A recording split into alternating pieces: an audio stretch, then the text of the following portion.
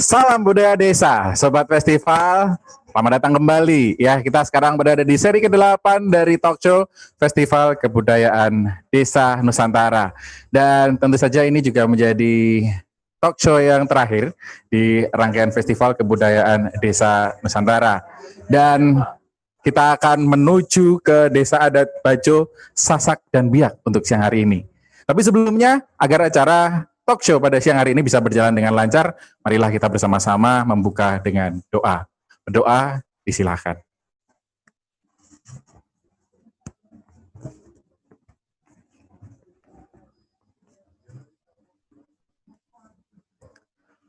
Selesai?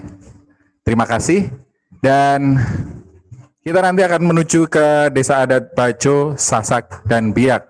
Dan nanti kita juga akan mendengarkan cerita-cerita yang banyak sekali dan juga usulan-usulan serta gagasan-gagasan dari Desa Adat Bajo, Sasak, dan Biak.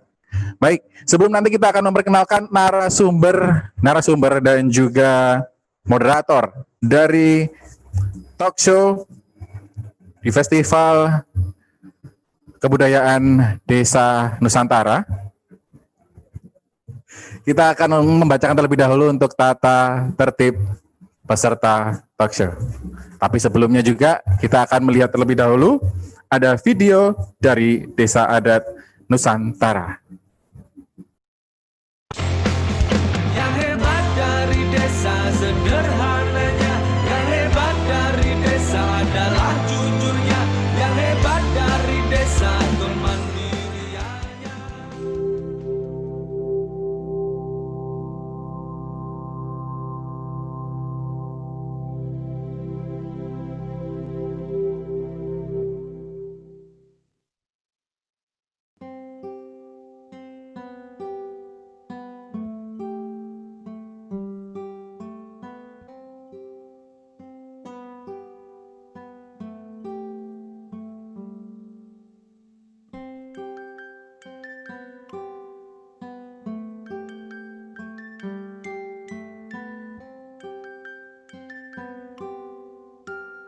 Labuan Bajo ini datangnya pertama itu di Pulau Bajo, pulau di depan Labuan Bajo ini. Sudah mereka tinggal di sana, itu yang saya bilang tadi, diangkatlah orang tertua dari suku mereka itu, yaitu jadi punggawa Bajo pertama, namanya Samai, tinggal di Pulau Bajo, meninggal di Pulau Bajo. Itu berlangsung cukup lama, karena mereka konon citranya meninggalkan Sulawesi itu sekira tahun 1500. Sudah meninggalkan Sulawesi tapi pulang balik, masih ada hubungan. Setelah terjadinya peperangan di sana, mereka tidak balik lagi. Kalaupun mereka balik, tidak balik ke Makassar, ke pulau-pulau di Makassar. Ada ke Mandar, ada ke Jempea, ada ke Selayar, ada ke Bonerati. Tidak lagi mereka mau masuk.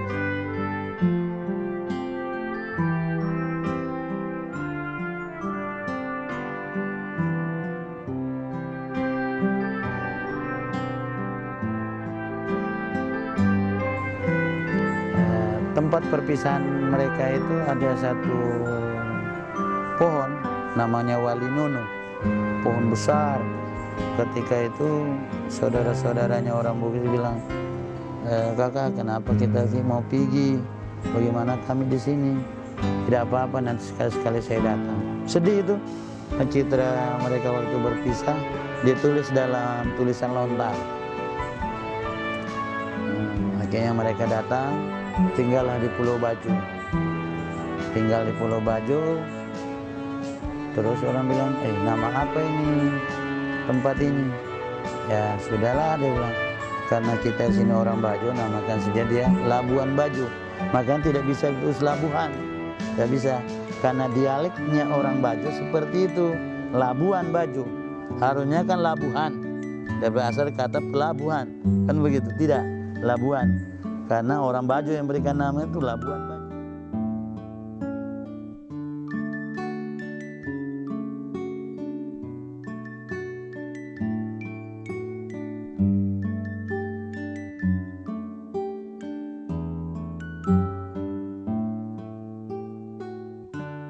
Lalu pada tahun 1970-an, begitu bergulirnya undang-undang pemerintahan yang baru bahwa tidak boleh ada orang lagi tinggal di Pulau Bajo, harus datang ke daratan. Nah, mereka bilang, wah gimana? Iya tidak boleh, supaya roda pemerintahan berjalan baik, pelayanan itu bagus, harus tinggal di darat, gitu, di Flores, tinggal di Flores. Oke, dorang berangkatlah ke sini. Lalu yang lainnya sudah mulai menyebar karena sudah padat di Pulau Bajo. Ada yang ke Papagarang, ada yang ke Rinca, ada ke Pulau Mesa, ada ke Serani, ke Boleng, ke Pulau Medang, ke Longos Kampung Bajo. Jadi kampungnya orang Bajo dulu datang pertama itu cuma dua, Kampung Tengah dengan Kampung Air.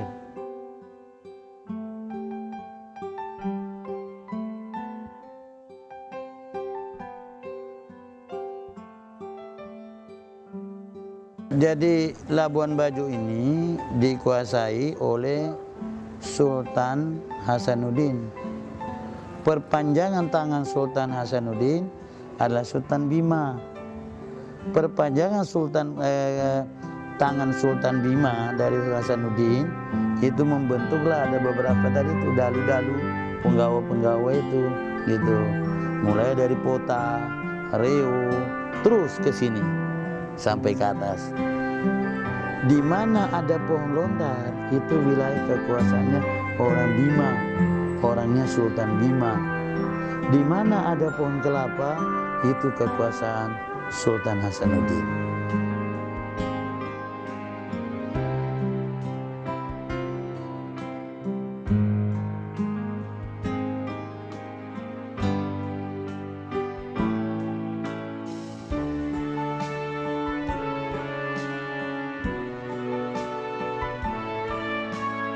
Jadi budaya yang ada di sini sebenarnya banyak, ya banyak.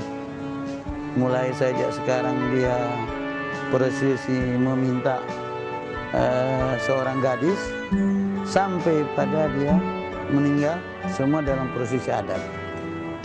Mulai sejak dia bangun sampai dia tidur kembali itu menggunakan adat. Contoh, kalau mereka mau pergi mencari, dia tidak berani jalan. Kalau tidak tepat hari dia untuk berangkat, ada hari tertentu. Umpamanya Senin, Selasa, Kamis, dan seterusnya. Kalau Rabu itu nanti dipilih, Rabu yang mana? Tidak sembarang Rabu. Jadi makanya mereka untuk Rabu itu jarang melaksanakan sesuatu. Paling tidak mulai Senin, Selasa, Kamis, Jumat, dan seterusnya.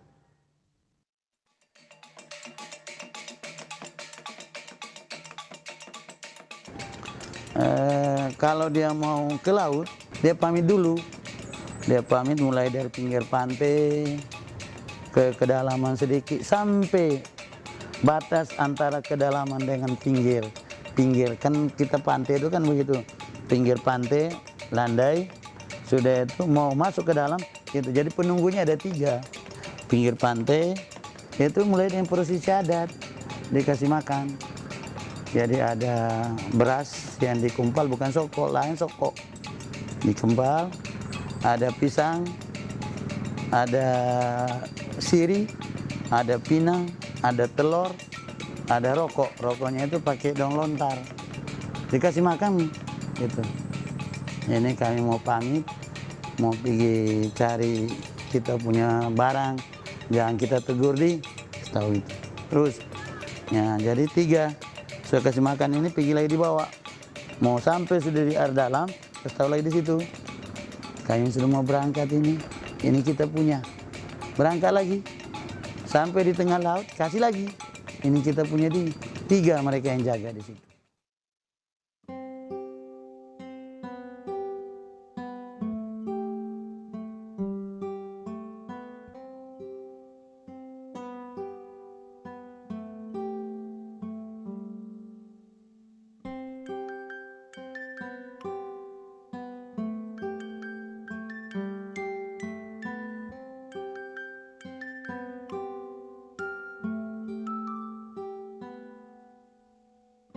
Ya, harapan saya harus lahirnya sebuah generasi yang selalu mengedepankan kerjasama, yang mau selalu mengedepankan yang seni-seni, yang baik-baik lah.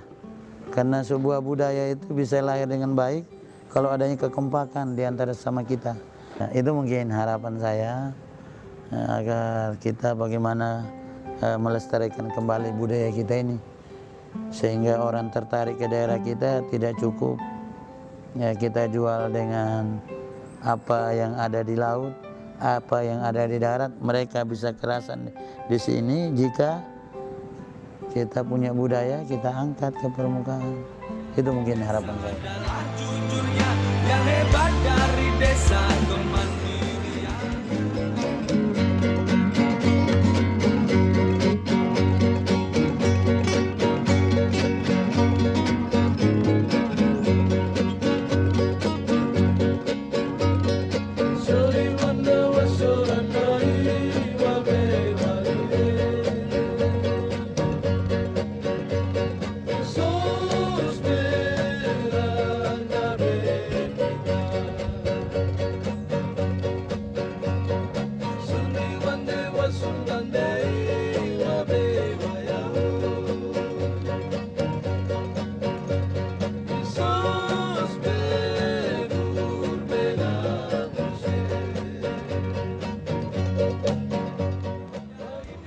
Adalah jujurnya yang hebat dari desa kemandirian.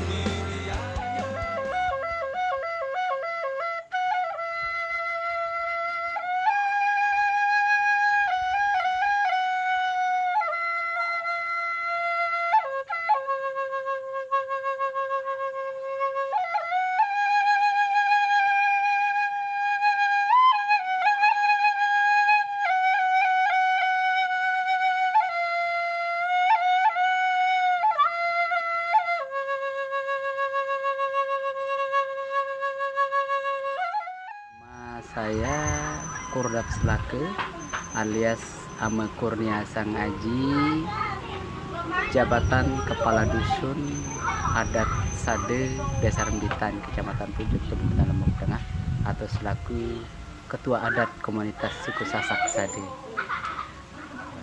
Jadi adapun yang menjadi daya tarik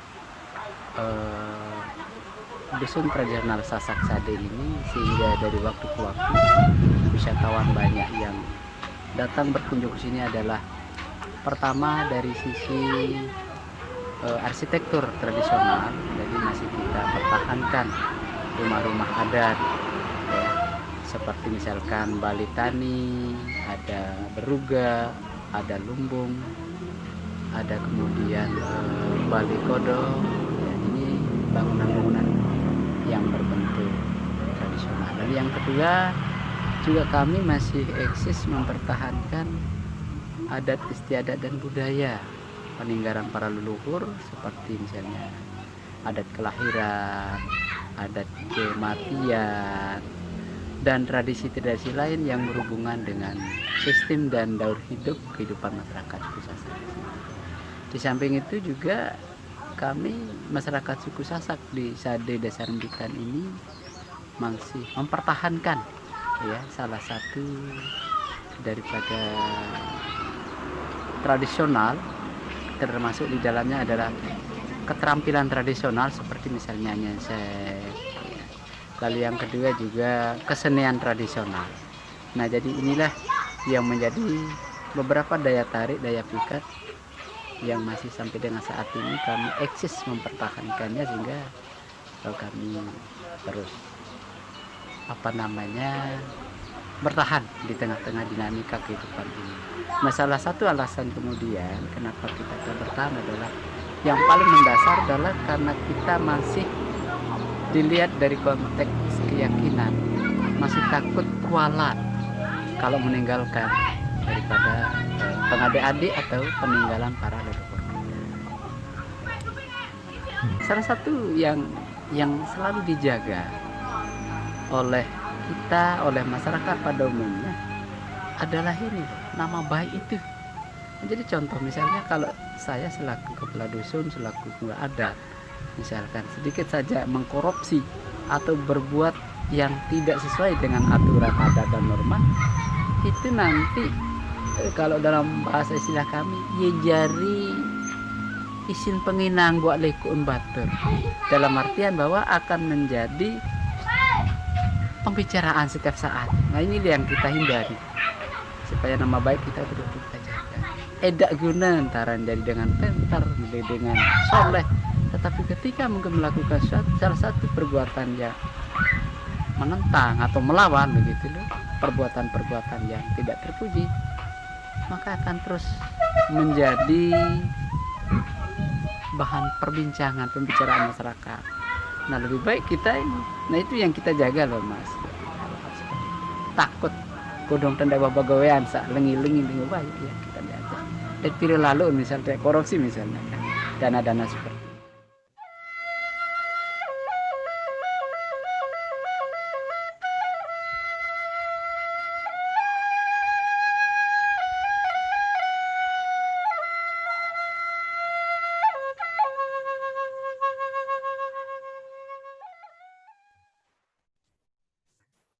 Baik Sobat Festival, itu tadi sudah kita saksikan bersama video parade dari Desa Adat Bajo, Sasak, dan Biak. Baik, dan sebelum nanti kita menuju ke perkenalan narasumber dan juga moderator, kita akan bacakan terlebih dahulu tata tertib untuk peserta talk show.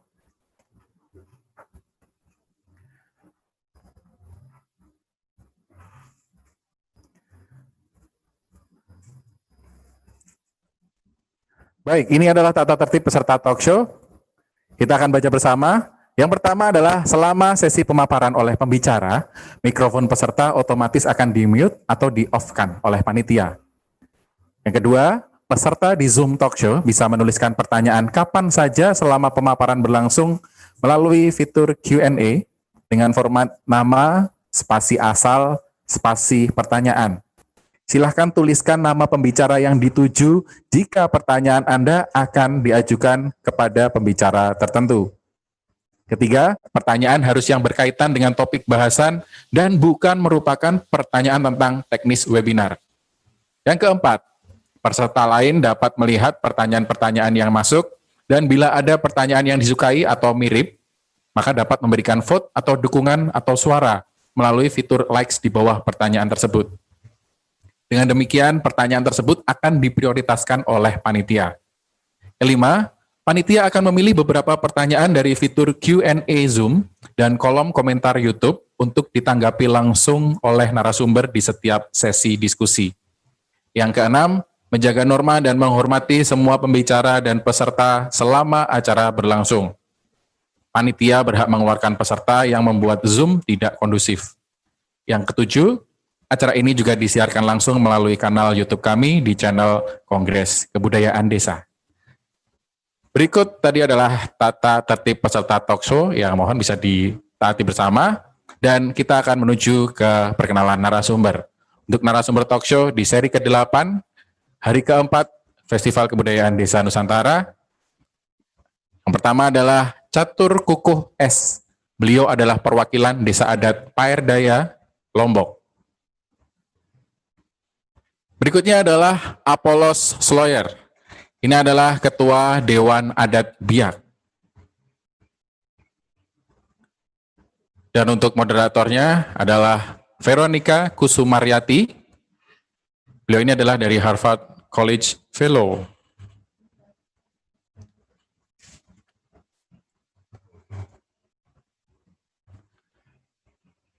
Baik, itu tadi sudah kita bacakan untuk nama narasumber dan juga moderator. Maka kita akan mencoba terhubung dengan moderator terlebih dahulu. Di manakah moderator kita? Halo, Mbak Veronica Kusuma. Halo, selamat siang. Selamat siang, Mbak Veronica Kusuma. Halus sekali nih suaranya nih kayaknya nih ya. Mbak Veronica Kusuma boleh lebih dekat dengan mikrofon mungkin Mbak, biar suaranya lebih jelas. Iya, baik. Sudah bisa dengar dengan jelas? Sudah, ini sangat jelas. Ya. Terima Baik. kasih. Waktu kita akan serahkan ke Mbak Vero. Sudah siap Mbak Vero? Siap. Baik, silakan Mbak Vero. Terima kasih. Selamat siang dan selamat sore, sobat festival. Selamat datang di talk show Desa-Desa Adat Nusantara. Ini adalah bagian dari festival kebudayaan desa yang sudah diselenggarakan dari Senin kemarin. Hari ini saya mendapat kehormatan untuk memoderasi panel ke-8. Ini sebuah panel yang sangat istimewa, bukan hanya karena ini yang paling terakhir dari acara talk show ini, tapi juga karena kita akan mendengarkan presentasi dari 3 pembicara yang sangat luar biasa, yang akan memberikan perspektif desa-desa adat, terutama dari komunitas-komunitas yang ekologinya adalah berbasis laut, ya, berbasis perairan seperti orang Biak, orang Bajo, dan ada juga nanti dari teman-teman Sasak yang daratan juga lautan. Jadi tanpa introduksi yang lebih panjang, saya sebenarnya hanya ingin memberi selamat datang untuk teman-teman semua. Salam budaya desa. Festival ini bertujuan untuk menjadi platform bagi gagasan, pengalaman, pemikiran, dan praktek-praktek kehidupan teman-teman dari seluruh Nusantara. Karena kita sedang berada dalam pandemi, nanti juga kita akan melihat bagaimana pengalaman teman-teman yang ada di Biak, ada di Sulawesi Tenggara, dan ada di Nusa Tenggara Barat mengenai bagaimana mereka mempertahankan atau justru mengatasi persoalan-persoalan yang berkaitan dengan pandemi ini. Yang pertama, kita akan mengundang Bapak Beni, Dr. Beni Baskara, yang akan berbicara tentang masyarakat adat Bajo di Sulawesi Tenggara. Kemudian yang kedua, ini saya akan mengundang dari Biak, ini Vikingnya orang Papua, kata orang Papua bilang begitu. Bapak Apollos Sloyer, atas nama perwakilan Dewan Adat Biak. Kemudian yang ketiga, Bapak Catur Kukuh dari Yayasan atau dari Santiri Foundation yang akan bicara tentang dimensi keruangan dari pengalaman orang Sasak di Nusa Tenggara Barat. Jadi setiap pembicara akan berbicara selama 15 menit. Saya nanti akan sedikit lebih ketat karena waktu kita yang terbatas, jadi saya akan memberikan isyarat kalau misalnya waktunya sudah habis. Dan oleh karena itu, saya langsung mulai saja dari Dr. Beni Baskara. Silakan Bapak. Baik, terima kasih Ibu Veronica selaku moderator, dan terima kasih kepada panitia Kongres Kebudayaan Desa yang sudah mengundang saya untuk berbagi sedikit pengetahuan tentang masyarakat Bajo. Jadi masyarakat Bajo ini atau suku Bajo itu adalah lebih dikenal sebagai orang laut atau suku laut, karena mereka memang hidupnya di laut. Jadi dulu mereka itu adalah suku pengembara laut, mereka hidup di perahu-perahu mereka. Kemudian lambat laun mereka mulai bermukim, membangun pemukiman, dan pemukiman-pemukiman mereka itulah yang kemudian kita kenal sebagai Kampung Bajo atau desa-desa Bajo. Mungkin panitia bisa share, saya bikin sedikit presentasi. Ya, baik, ini presentasi saya. Jadi seperti sudah saya singgung tadi, orang Bajo itu adalah orang laut, ya. Jadi dulu mereka itu mengembara di laut, mereka hidup di atas perahu. Nah, seperti kita sudah lihat di video tadi, bahwa pemimpin orang Bajo pada zaman dahulu itu diistilahkan sebagai punggawa. Ya. Nah, kelompok-kelompok perahu orang Bajo yang masih mengembara ini itu akan mencari tempat berlindung di malam hari atau ketika cuaca buruk. Apakah ketika badai, ada ombak besar, ada angin kencang, itu mereka selalu berlindung di sebuah tempat di dekat daratan.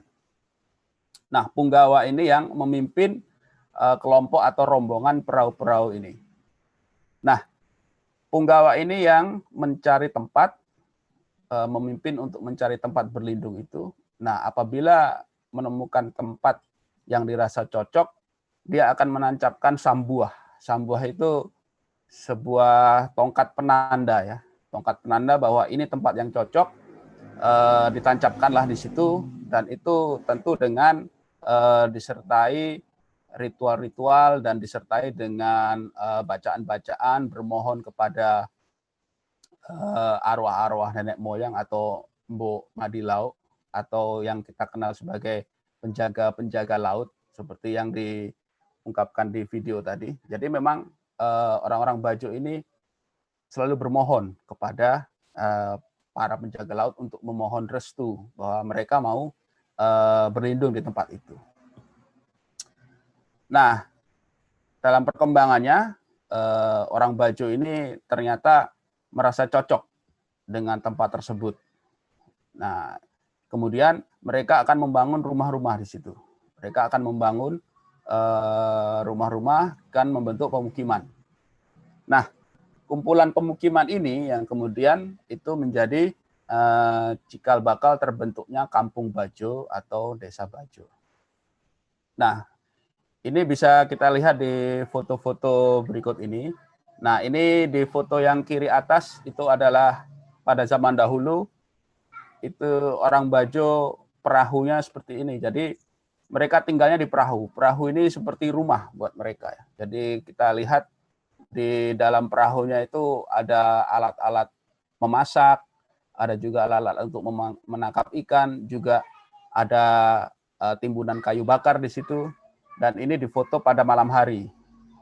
Nah, ini ketika malam hari mereka berlindung atau merapat ke dekat tempat-tempat dekat daratan. Nah, kemudian yang kiri bawah ini mereka mulai membangun rumah, ya, membangun pemukiman ya satu demi satu, sedikit demi sedikit dari kayu dan bambu. Kemudian ada sebagian bawahnya itu dengan timbunan batu karang. Nah, kemudian setelah beberapa waktu itu di foto kanan atas itu membentuk suatu kompleks ya atau suatu kumpulan pemukiman. Kita lihat sudah banyak batu-batu dikumpulkan, kemudian membentuk semacam reklamasi kecil ya. Nah, di situ orang-orang Bajo mendirikan rumah-rumah dan membuat pemukiman. Nah, yang foto kanan bawah kita lihat bagaimana pemukiman atau kampung Bajo atau desa Bajo sekarang itu terbentuk dari kumpulan-kumpulan rumah-rumah yang didirikan oleh orang-orang Bajo. Baik, selanjutnya. Nah, orang Bajo sendiri sebenarnya tidak punya istilah khusus untuk menamai kumpulan pemukiman mereka. Mereka bilang ya ini kampuh ya. Tapi kampuh itu juga adaptasi dari bahasa mereka sendiri, bahasa orang Bajo sendiri itu dari kata kampung. Itu yang biasa digunakan oleh orang darat untuk menyebut kumpulan pemukiman. Jadi logat Bajo itu kampuh menjadi kampung menjadi kampuh.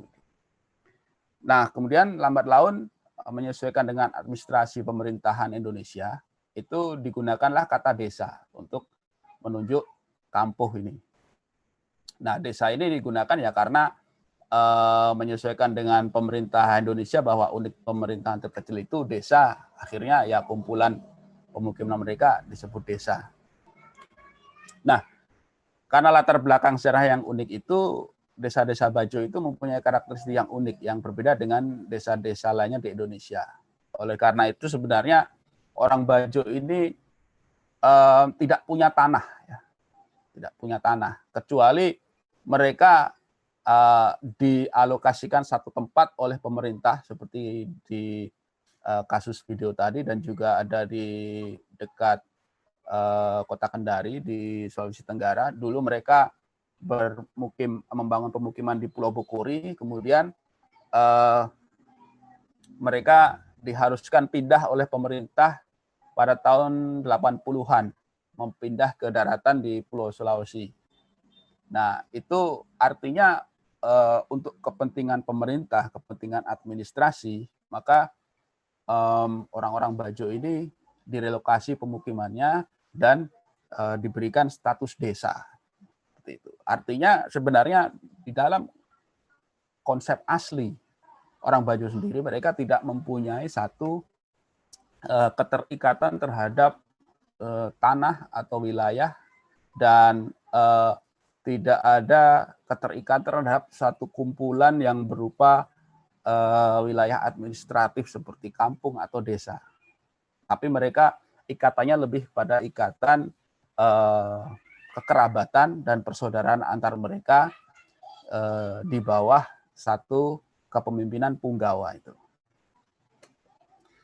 Nah, itu latar belakang sejarah dari kampung-kampung atau desa-desa Bajo. Nah, kemudian saat ini secara administratif atau secara sosiokultural itu di dalam sebuah desa Bajo itu terdapat 3 serangkai pemimpin, yaitu Sanro, Imah Kampuh, dan Kepala Desa.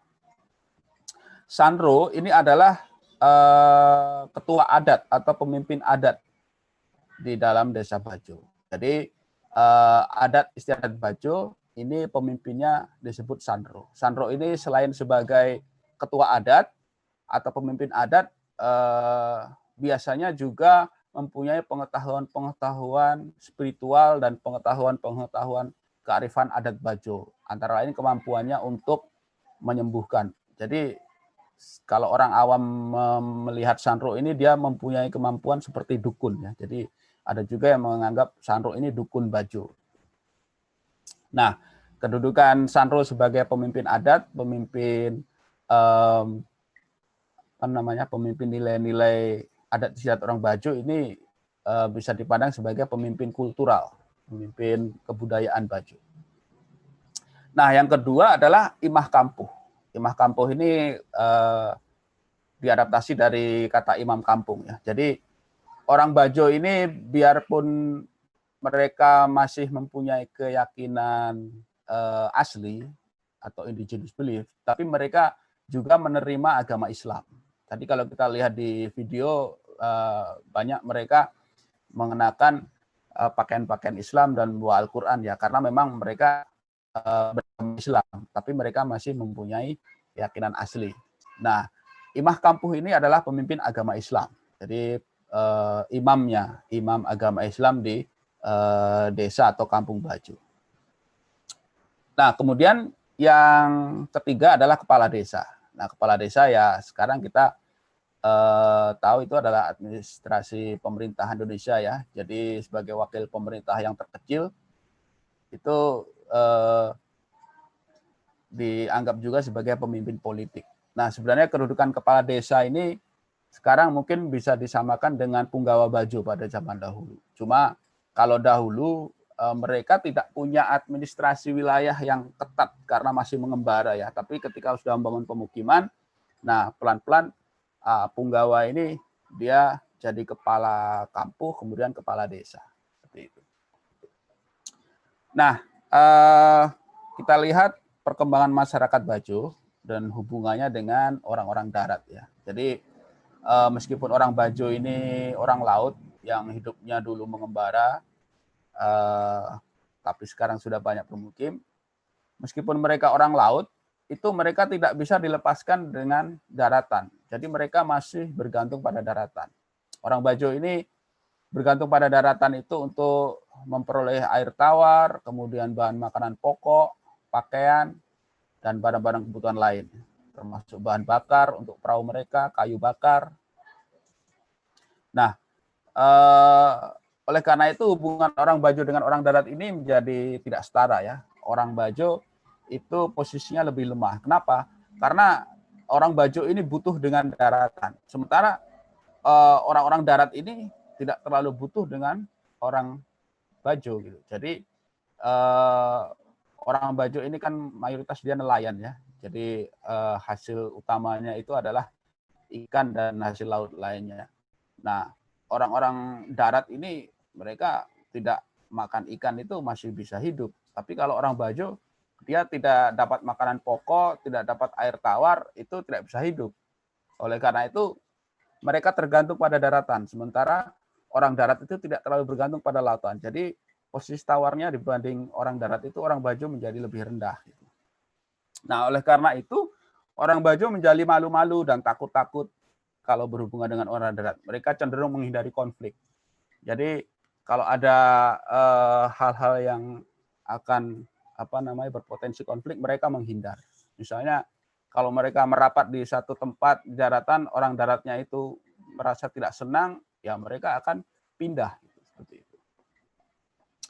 Nah, kemudian secara ekonomi atau mata pencaharian, dulu orang Bajo itu dikenal sebagai nelayan yang subsisten. Artinya mereka ya melaut, mencari ikan, itu hanya untuk memenuhi kebutuhan hidup sehari-hari saja. Ya, mereka menangkap, hasilnya ditukarkan dengan bahan makanan pokok, kayu bakar, air. Nah, sudah, artinya hanya untuk memenuhi kebutuhan hidup sehari-hari saja.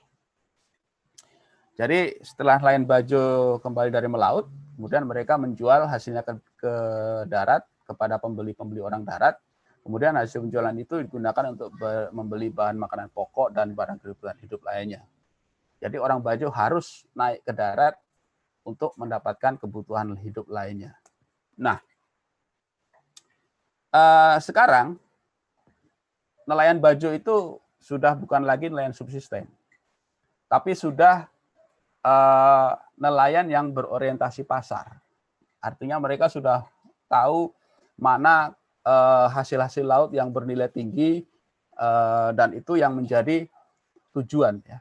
Nah, misalnya saja mereka sekarang sudah intensif untuk menangkap ikan tertentu, misalnya ikan tuna, kemudian gurita, kemudian mencari tripang. Itu adalah hasil-hasil laut yang bernilai ekonomis tinggi. Nah, kalau dulu pengepul itu hanya ada di darat dan orang darat, sekarang sebagian orang Bajo sudah ada yang menjadi pengepul di desanya. Nah, justru sekarang para pedagang-pedagang besar atau perwakilan dari perusahaan perikanan, ya, misalnya perusahaan pengalengan tuna atau perusahaan ekspor gurita, perusahaan ekspor untuk teripang, itu justru mereka datang ke desa-desa Bajo untuk membeli komoditas hasil perikanan. Nah, artinya kalau dulu orang Bajo harus naik ke darat, sekarang orang darat yang di Bajo di laut. Nah, kemudian selanjutnya beberapa di desa Bajo di sekitar objek wisata itu juga mendapatkan tambahan penghasilan dari sektor pariwisata. Misalnya di Kepulauan Wakatobi, ya, di desa Bajo Mola, itu masyarakat Bajo di sana sudah berhasil membentuk satu pusat informasi wisata dan dia menawarkan paket-paket wisata, dan belakangan pemerintah ini membangun akses, ya, jadi membangun jembatan pelangi. Jadi kalau mau ke desa Bajo nggak usah lagi naik perahu, sudah ada jembatannya, jembatan pelangi ini. Jadi jembatan ini mengelilingi desa Bajo Mola ini supaya wisatawan itu bisa melihat berkeliling. Dan Museum Bajo ini berisi, ya, apa sih eksplorasi Bajo secara suku, secara etnis, ya, dari kehidupan mereka sehari-hari, alat-alat menangkap ikan, bentuk perahunya, bentuk rumahnya, alat-alat yang digunakan untuk aktivitas sehari-hari itu dipamerkan, ditampilkan di Museum Bajo ini. Nah, jadi kedudukan desa Bajo ini itu sudah menjadi destinasi wisata, ya, yang mengundang para wisatawan dari darat untuk datang ke desa-desa Bajo. Nah, dari sisi perkembangan politik, jadi kita lihat semangat otonomi daerah dan pemekaran wilayah ini juga berimbas kepada masyarakat Bajo. Jadi Kampung Bajo yang dulu hanya dinilai sebagai satu kampung atau satu desa, tapi sekarang itu dia dikembangkan bisa menjadi 2, 3, atau 4 atau bahkan lebih ya. Itu strategi untuk apa? Untuk mendapatkan dana desa. Nah, kita lihat di gambar berikut. Nah, inilah sebelah kiri atas itu jembatan Pelangi tadi ya. Minta maaf. Ya. 1 menit lagi. Oh ya. Kalau bisa. Ya, Minta maaf. ya ini kita lihat perkembangan Desa Bajo sekarang ya. Jadi ini kita lihat ada jembatan Pelangi, kemudian yang sebelah kanan ini Museum Bajo, dan ini pusat informasi tadi yang dia menawarkan paket wisata. Ya, berikutnya. Nah, inilah kesimpulan perkembangan masyarakat Bajo itu juga berimbas kepada perkembangan desa-desa Bajo. Jadi intinya masyarakat Bajo sekarang itu lebih berkembang, lebih maju, dan lebih terbuka dibandingkan generasi pendahulunya. Ya, saya pikir itu. Terima kasih. Saya kembalikan ke Ibu Veronica sebagai moderator. Terima kasih Bapak Beni, ini sangat menarik, dan saya pikir kita akan pergi ke Biak karena masyarakat Biak juga memiliki kebudayaan yang hampir sama, yaitu berorientasi ke laut. Mungkin Bapak Apollos Sloyer dari Dewan Adat Biak mungkin bisa mempresentasikan bagaimana nih pengalaman dan pergulatan teman-teman di Biak sendiri sekarang mengenai kebudayaan, tapi juga kehidupan orang Biak ini sekarang yang banyak mendapat masalah juga, tapi juga memiliki potensi karena berorientasi ke laut tapi juga ke darat. Dan orang Biak ini juga banyak menyebar dari Biak Superiori sampai Mamberamo sana. Oke, silakan Bapak Apollos Sloyer 15 menit. Ya, baik. Selamat sore dari Biak. Terima kasih atas kesempatan yang diberikan kepada kami. Kami dari Dewan Suku Biak sangat berterima kasih pada tema yang hari ini digagas, yaitu tentang kampung atau desa adat. Kalau kami di Biak hanya satu suku, yaitu suku Biak, tapi hanya beda-beda dialek. Ada beberapa dialek, ada banyak dialek di suku Biaknya. Kalau berbicara tentang kampung adat di suku Biak itu terbentuk dari kesatuan sosial kebudayaan masyarakat Biaknya. Kesatuan sosial yang membentuk kampung adat itu adalah marga atau yang disebut dengan keret, atau bahasa Biaknya disebut dengan kernya itu. Yaitu dasar dari pembentukan kampung itu. Jadi setiap kepala keluarga memilih di antara mereka sebagai tua kepala, lalu memilih lagi di antara mereka sebagai salah satu sebagai kepala keret, lalu kepala keret di dalam kampung itu memilih lagi satu di antara mereka sebagai kepala kampung atau yang disebut dengan manir itu. Nah, itu basisnya terbentuknya kampung adat di Biak. Nah, aktivitas kampung adat di Biak itu banyak seperti yang tadi disampaikan oleh pembicara yang pertama tentang penangkapan mata pencarian yang ada di darat dan di laut.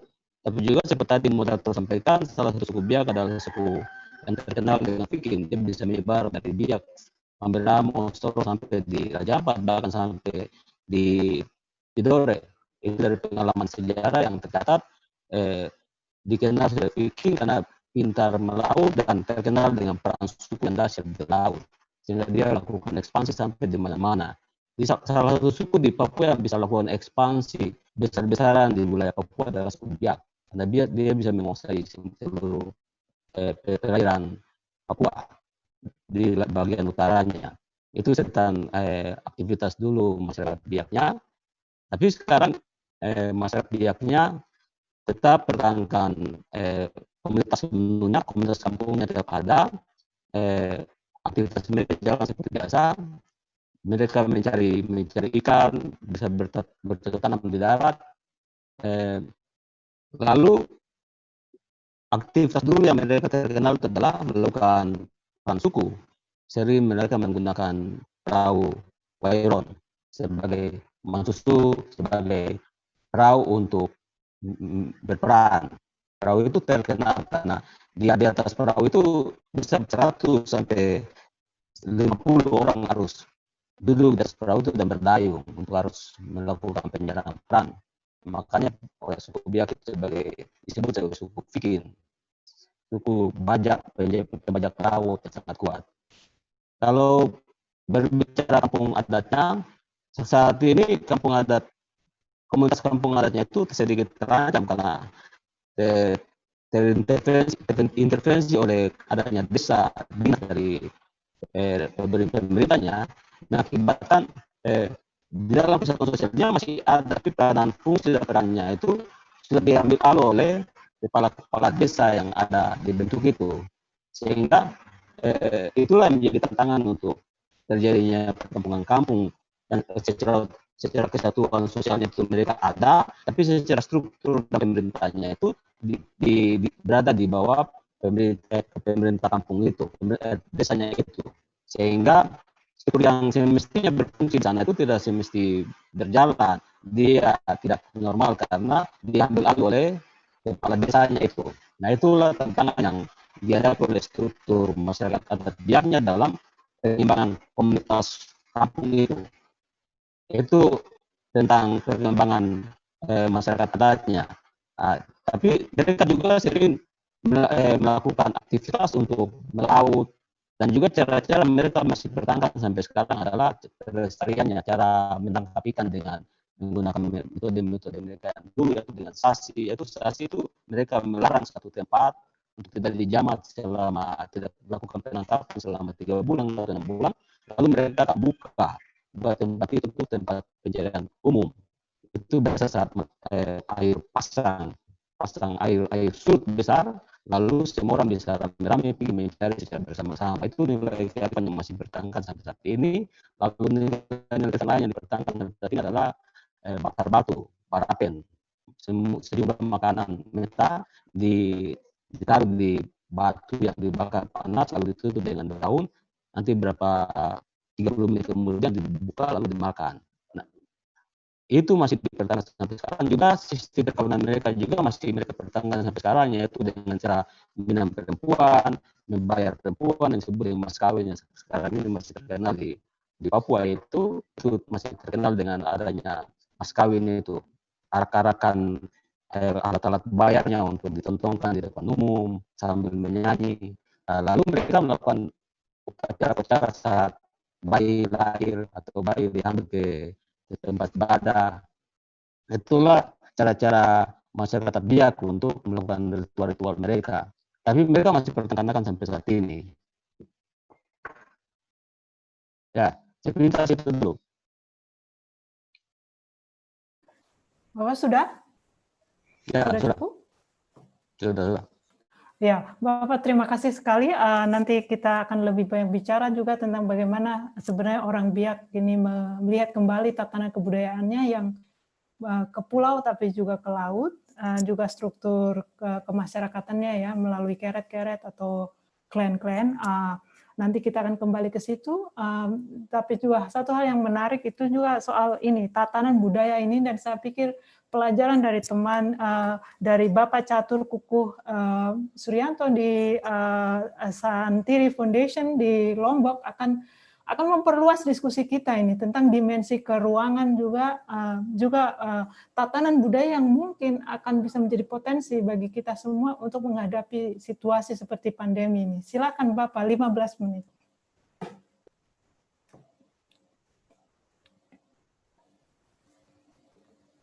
Bapak mungkin mic-nya belum masuk.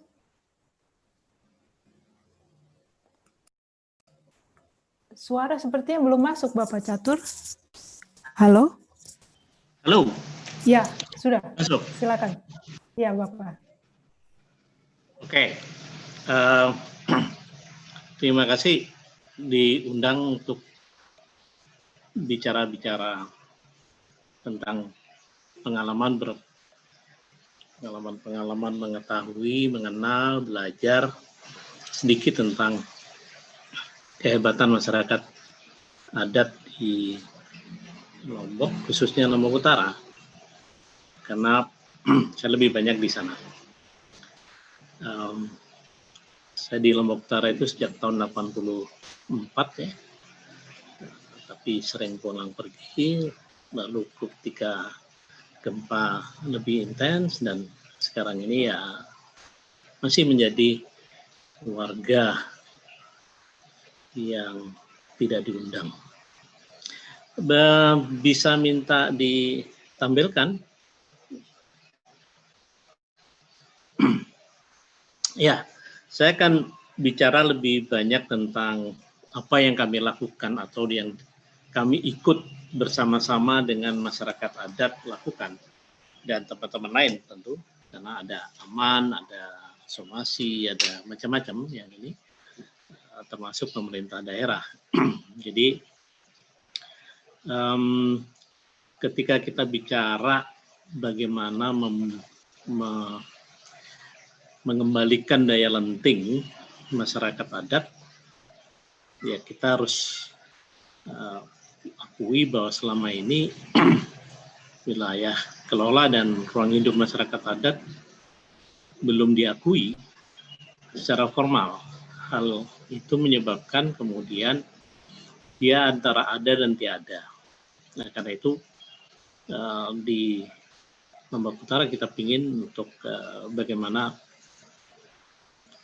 wet atau wilayah atau saujana Kedaton Bayan ini bisa ya, perlu diketahui Bayan ini sebenarnya belum ya. Bayan ini sebenarnya salah satu dari entitas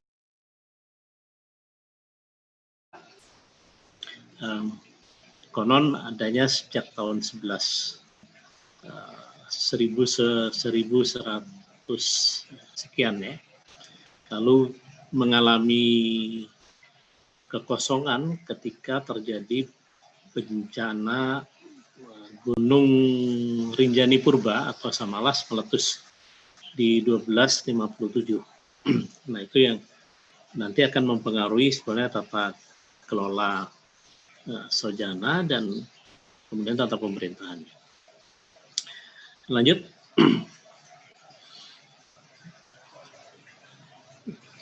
Mengapa ini dilakukan? Lanjut aja. Nah, kok ini masih ada yang kosong ya? Oke, ini dilakukan kenapa? Karena tadi satu, masyarakat adat itu sebenarnya masih eksis. Ada 23 komunitas adat, 15 diantaranya ada di Wet Bayan. Nah, lalu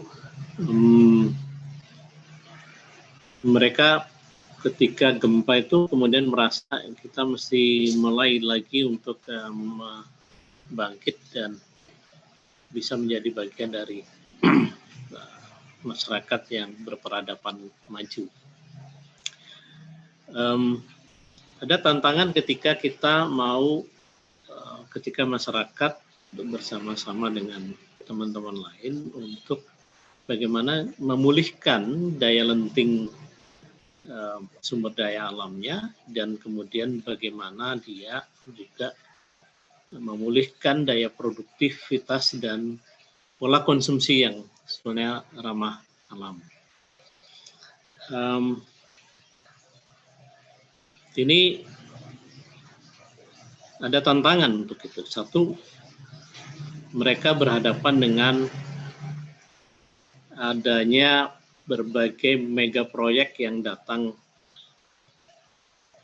dan melintasi atau mengambil sebagian dari wilayah mereka, baik wilayah alam maupun wilayah budaya. Jadi ini sudah sejak Orde Baru, bahkan sejak zaman Belanda itu sebenarnya sudah mengambil alih sebagian dari itu dengan proyek-proyek yang dikembangkan dengan berbagai alasan yang tujuannya sebenarnya ekonomi. Ini kabur ya. Oke. Lalu yang tantangan kedua adalah ada kebutuhan konversi dan transformasi kepemilikan lahan. ada degradasi lingkungan budaya dan status web. Lalu sebagian lagi ada yang ketutup itu adalah identitas, krisis identitas masyarakat adat maupun masyarakat adat dan terutama anak-anak mudanya. Lanjut. Lalu lanjut. Ini kayaknya yang lama ini ya, yang dianukan. Oke deh. Saya tadi kirim yang baru. Ini kayak yang lama, nggak apa-apa deh. Oke, lihat yang sedang berproses selama ini adalah bagaimana kembalinya ketutup nih ya. Bisa agak dikecilin nggak supaya nggak ketutup? Ini ada ketutup, tulisannya ketutup nih, slide-nya ketutup. Bukan slide-nya. Slide-nya jangan ditutup oleh ini. Halo? Tolong slide-nya. Halo? Panitia, tolong slide-nya. Nah, bisa dikecilin nggak slide-nya supaya bisa nggak ada yang tertutup?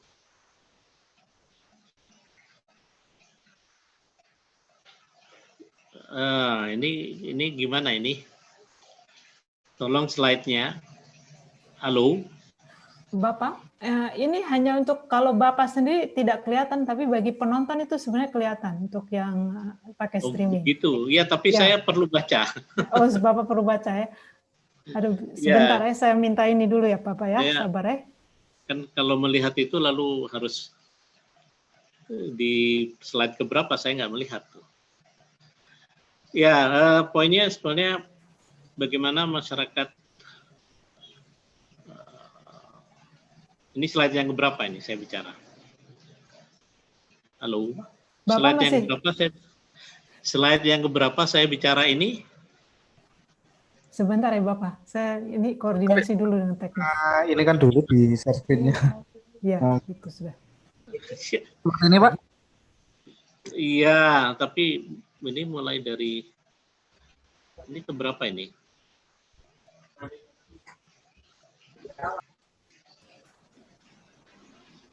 Yang ini belum Bapak. Sepertinya masih awal, kayaknya yang gambar-gambar belum Bapak presentasikan. Kecuali yang karena tadi langsung slide-nya berubah. Iya. Saya nggak sempat ini. Oke. Saya mulai dari awal aja lagi ya. Iya, supaya Bapak, silakan. Ya artinya ini slide yang sudah ke berapa? Ketiga ini ya. Ini yang ketiga, pertama. Ya, ketiga. Yang pertama aja dulu. Pertama. Oke. Jadi judul yang saya kasih, jadi saya agak nakal dikit supaya tidak kemudian ngikutin panitia. Yang saya kemukakan adalah revitalisasi dan transformasi tata kelola saujana dan tata pemerintahan masyarakat adat Kedatuan Bayan Perdaya. Itu anunya. Artinya ada revitalisasi dan transformasi. Kenapa revitalisasi? Ya karena banyak nilai-nilai lokal yang bagus, banyak tatanan alam yang bagus, pengelolaan alam yang bagus. Transformasi karena tidak bisa dipungkiri bahwa masyarakat adat sekarang berada pada globalisasi dan modernisasi. Oke, yang kedua.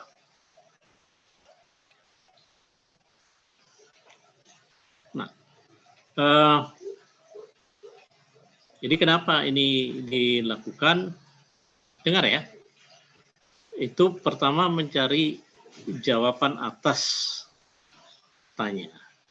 Tanya itu sebenarnya apakah tata pemerintahan kita itu sudah berbasis atau punya etika-etika yang berbasis pada nilai-nilai lokal atau Pancasila dalam tanda petik. Nah, itu pertanyaannya. Lalu di mana Pancasilanya? Pancasila itu sebenarnya kita temukan di desa-desa adat, di masyarakat adat. Nah, kebudayaan desa yang berkebudayaan itu seperti apa? Kita sadari bahwa kebudayaan itu dinamis, dia tidak statis. Tapi adat dan tradisi itu sebenarnya bisa menjadi landasan untuk pengembangan kebudayaan, apalagi peradaban. Nah, kita masyarakat adat itu berada di persimpangan peradaban, di mana dia masih pada situasi masa lalu masa kini, dan kemudian tantangan ke depan. Sehingga pertanyaannya, ini masyarakat adat ini seperti apa? Jangan-jangan kita hanya menyatakan masyarakat adat, sebenarnya 4 komponen di mana masyarakat adat itu harus ada, sudah nggak ada. Misalkan wilayah, pranata, hukum, lalu perilaku, dan kemudian bahasa, itu masih ada. Jangan-jangan itu sudah hilang. Lanjut, ketiga.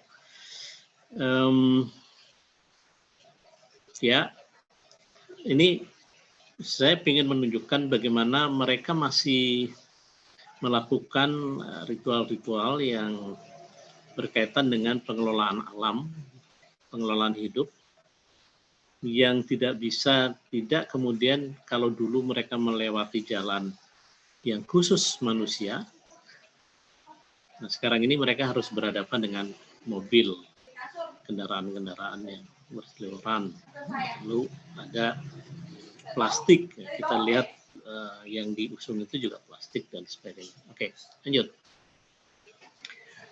Ketiga, keempat, ya. Nah ini yang sedang kami lakukan bersama masyarakat adat dan teman-teman lain, pemerintah, itu memetakan ini. Kalau kita lihat 3 dimensinya, itu yang gunung Rinjani ini sebetulnya di dalam mitologinya disebut Dewi Anjani. Dewi Anjani itu dia dianggap sebagai pusat spiritualitas sebelum agama-agama besar masuk. Jadi Dewi Anjani adalah simbol kejujuran, karena itu Lombok, bukan Lombok ya, Lombok itu adalah lurus, jujur, dan sebagainya. Nah, wilayah itu yang ada di garis merah, lalu yang agak kuning itu sebenarnya yang wilayah di mana sekarang kami sedang bersama-sama dengan teman-teman lain untuk melakukan upaya pemulihan daya lenting masyarakat adat di sana. Kita lihat bagaimana saujana yang ada di dalamnya. Jadi ada kampung adat, ada masjid tradisional, ada teknologi arsitektur dan bangunan, ada kemudian pengelolaan nilai alam, dan penuh dengan sebetulnya rempah-rempah dan sumber pangan yang mereka kelola. Lanjut. Nah, tanggal 29 Juli 2018 itu kita tahu bagaimana bumi di Lombok Utara dan di sekitarnya termasuk Sumbawa menggeliat, lalu menimbulkan geliatnya menimbulkan getaran-getaran yang luar biasa yang kemudian merobohkan hampir 43.000 rumah dan sebagian besar fasilitas umum. Nah, yang menarik adalah rumah-rumah tradisional itu yang masih asli rata-rata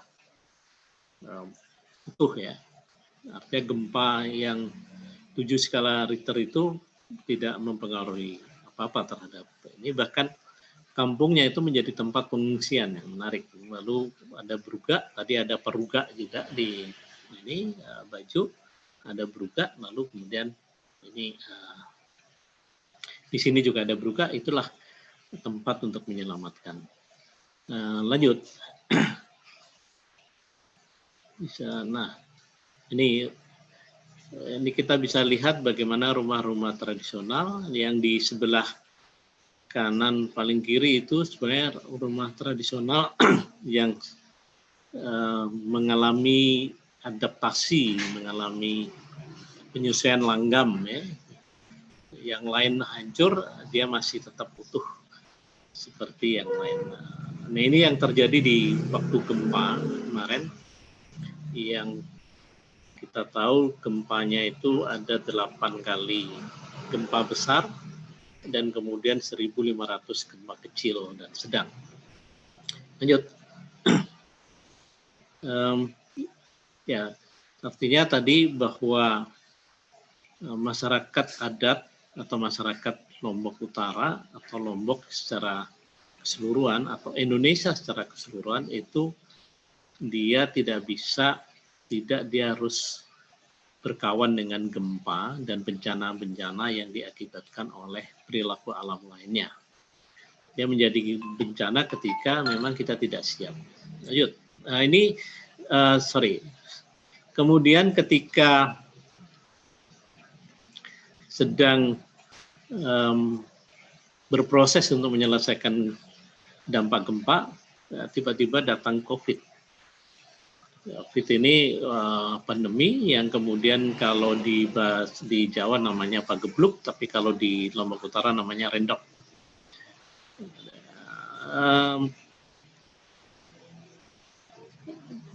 Di tahun 18 sekian itu pernah terjadi juga. Lalu yang menarik sebenarnya mereka punya mekanisme untuk bagaimana menyiasati terjadinya rendok ini. Baik itu dengan rempah-rempahnya, dengan pola hidup, dengan ritual dan sebagainya, itu mereka punya. Nah sayangnya ini sudah lama menghilang, dan kemudian ketika terjadi seperti gempa yang terjadi, tiba-tiba setelah lama tidak muncul, gagap juga mereka menghadapi. Ya.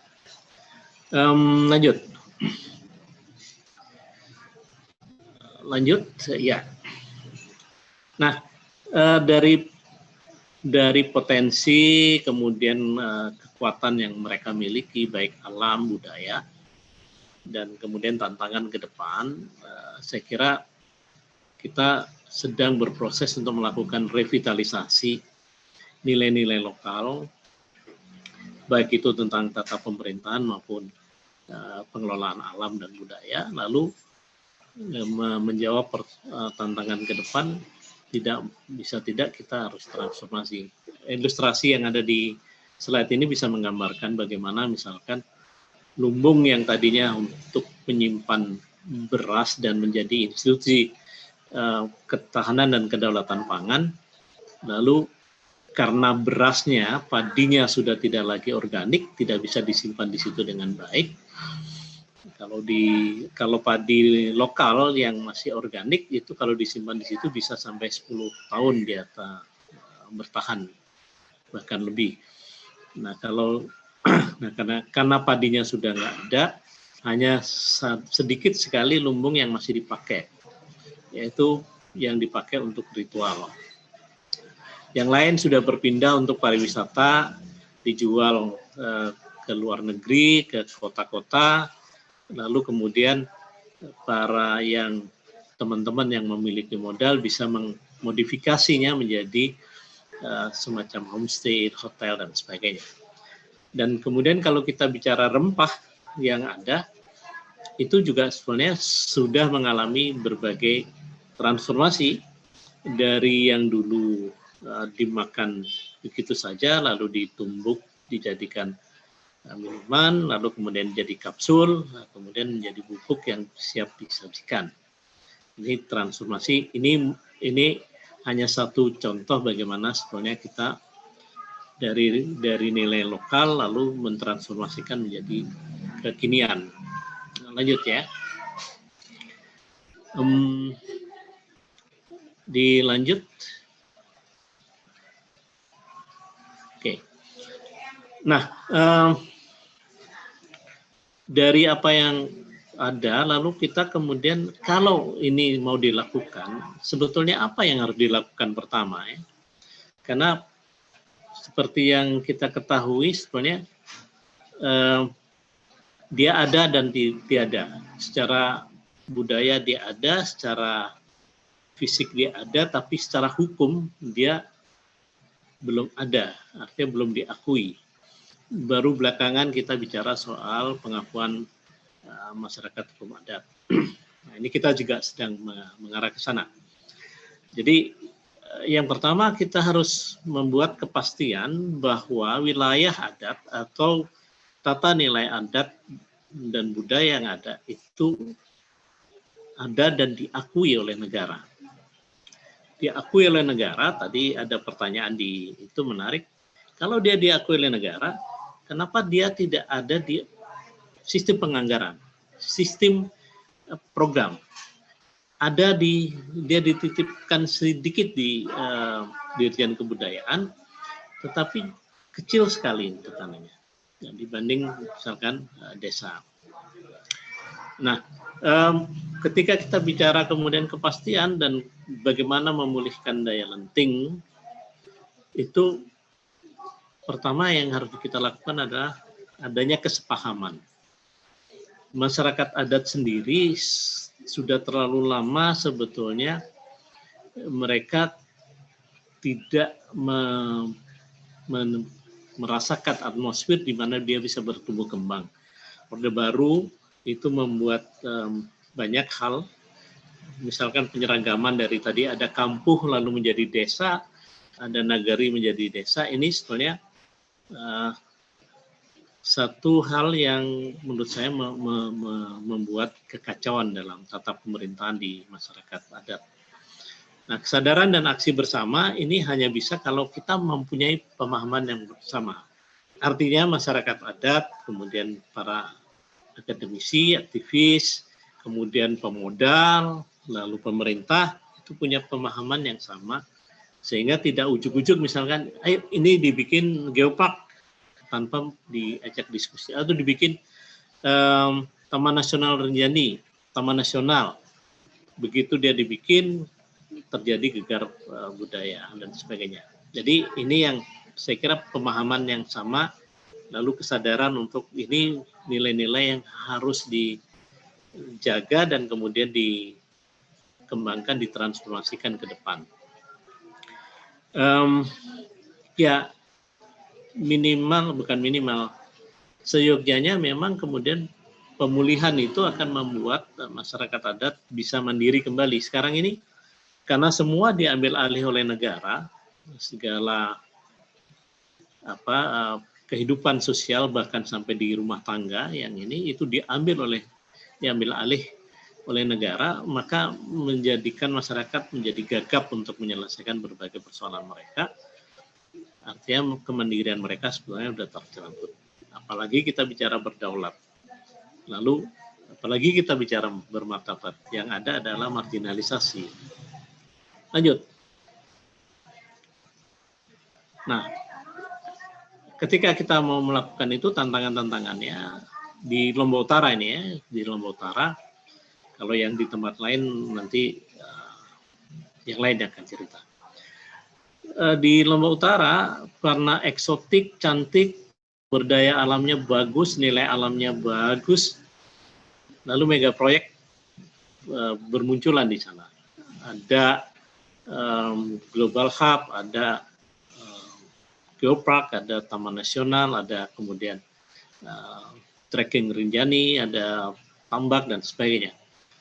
Tidak salah ketika itu dilakukan bersama-sama masyarakat adat. Jadi mereka diajak bicara, diajak sebenarnya ini kita mau bikin begini, lalu apa yang bisa dikontribusikan oleh mega proyek itu, dan sebaliknya apa yang bisa dikontribusikan oleh masyarakat adat sendiri. Jadi sebenarnya take and give-nya itu dibicarakan dan disepakati bersama. Nah, yang terjadi selama ini adalah tiba-tiba ada desain lalu mereka terbengong-bengong. Nah, itu yang terjadi. Dan yang kedua adalah ahli kuasa dan kelola lahan dan yang butuh dikonversi. Jadi begini, dari pemetaan yang dilakukan itu 50% sebenarnya tanah ulayat sudah beralih fungsi, beralih kepemilikan, beralih penguasaan ya, baik itu oleh individu, oleh pemerintah maupun oleh swasta. Bapak Catur, 2 menit lagi ya. Minta maaf. Ya, kalau gitu ini sayang sekali, saya nggak bisa menjelaskan banyak karena ini penting sebenarnya sistematik. Artinya ini boleh nggak saya tambah 5 menit lagi? Mungkin 3 menit, nanti kalau ada pertanyaan nanti saya akan berikan waktu ke Bapak. Karena tadi saya diambil oleh gangguan presentasi. Jadi slide-nya kemudian ini. Iya, Bapak lanjut sudah. Yuk, silakan. Ya, degradasi lingkungan dan budaya itu juga terjadi. Lalu legal standing ya saya kira sama di mana-mana, itu yang sekarang sedang diperjuangkan. Kemudian krisis identitas, ya saya kira modernisasi membuat masyarakat gagap dan kemudian anak-anak muda malu menjadi masyarakat adat. Lanjut. Nah, yang kemudian dilakukan adalah ketika kita bicara, kita perlu memetakan, kita perlu membuat status yang lebih jelas dan sebagainya. Pertanyaannya masyarakat mau nggak? Karena itu kita melakukan pertama adalah FDIC, lalu kemudian mengajak mereka sama-sama dan kemudian lalu diterjemahkan secara teknokratik supaya ini bisa disinergikan dengan sistem yang modern sekarang dan politik karena harus ada keputusan politik. Lalu pendekatannya kultural dan alam, kemudian ekonomi itu harus sinergi, lalu melibatkan multi pihak, ada kesetaraan gender dan inklusif sosial, kemudian lintas generasi dan gotong royong dan sebaiknya bisa berkelanjutan. Lanjut. Lanjut. Jadi ada Perda, SK, Rancang Bangun, Mandiri dan seterusnya. Lanjut. Nah ini wilayahnya yang garis merah itu sebenarnya wilayah secara historik. Jadi secara historik itu dilakukan secara partisipatif melalui FGD dan Sangkep, lalu kemudian disepakati bersama bahwa itulah wilayahnya. Nah tantangannya ini melintasi 3 kabupaten. Lanjut.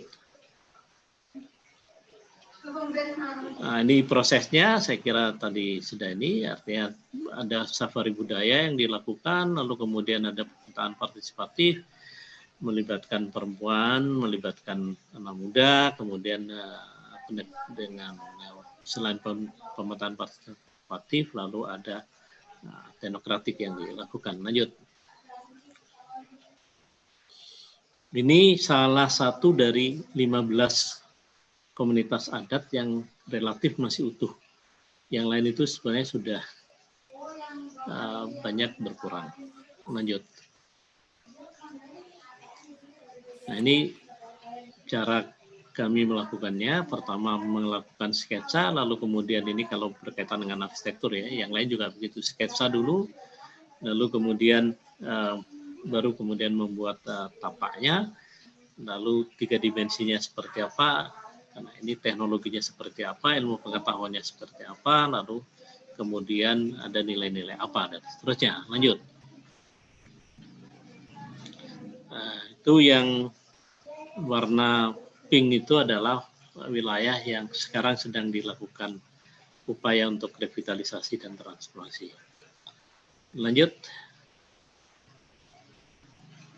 Ini beberapa peta di overlay dengan peta masyarakat adat, maka banyak wilayah adat yang sebenarnya dipakai oleh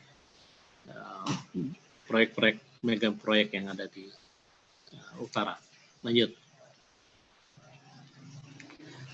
Konsultasi publik untuk penyusunan SK. Jadi sebenarnya perdanya itu sudah dihasilkan, proses yang sangat panjang perdanya. Begitu dia dihasilkan langsung dikebut untuk membuat SK Bupati supaya wilayah kelola dan ruang hidup masyarakat adat ini diakui secara formal. Ya, lanjut. Oke, terima kasih matur tambiasi, sampai jumpa di Newswantara. Ini nanti kita akan menyelenggarakan sebuah kongres kepulauan secara khusus. Saya kira itu, mudah-mudahan ini bisa memberikan kontribusi. Kalau tidak ya nggak apa-apa. Terima kasih. Terima kasih sekali Bapak atas kontribusinya. Saya tadi sangat menarik juga sama dengan komunitas-komunitas lain. Ada persoalan dengan mega-mega proyek ini atau proyek-proyek dari luar yang kemudian mengubah kehidupan masyarakat desa dan masyarakat adat, baik di Biak, baik di Bajo maupun di Sasak.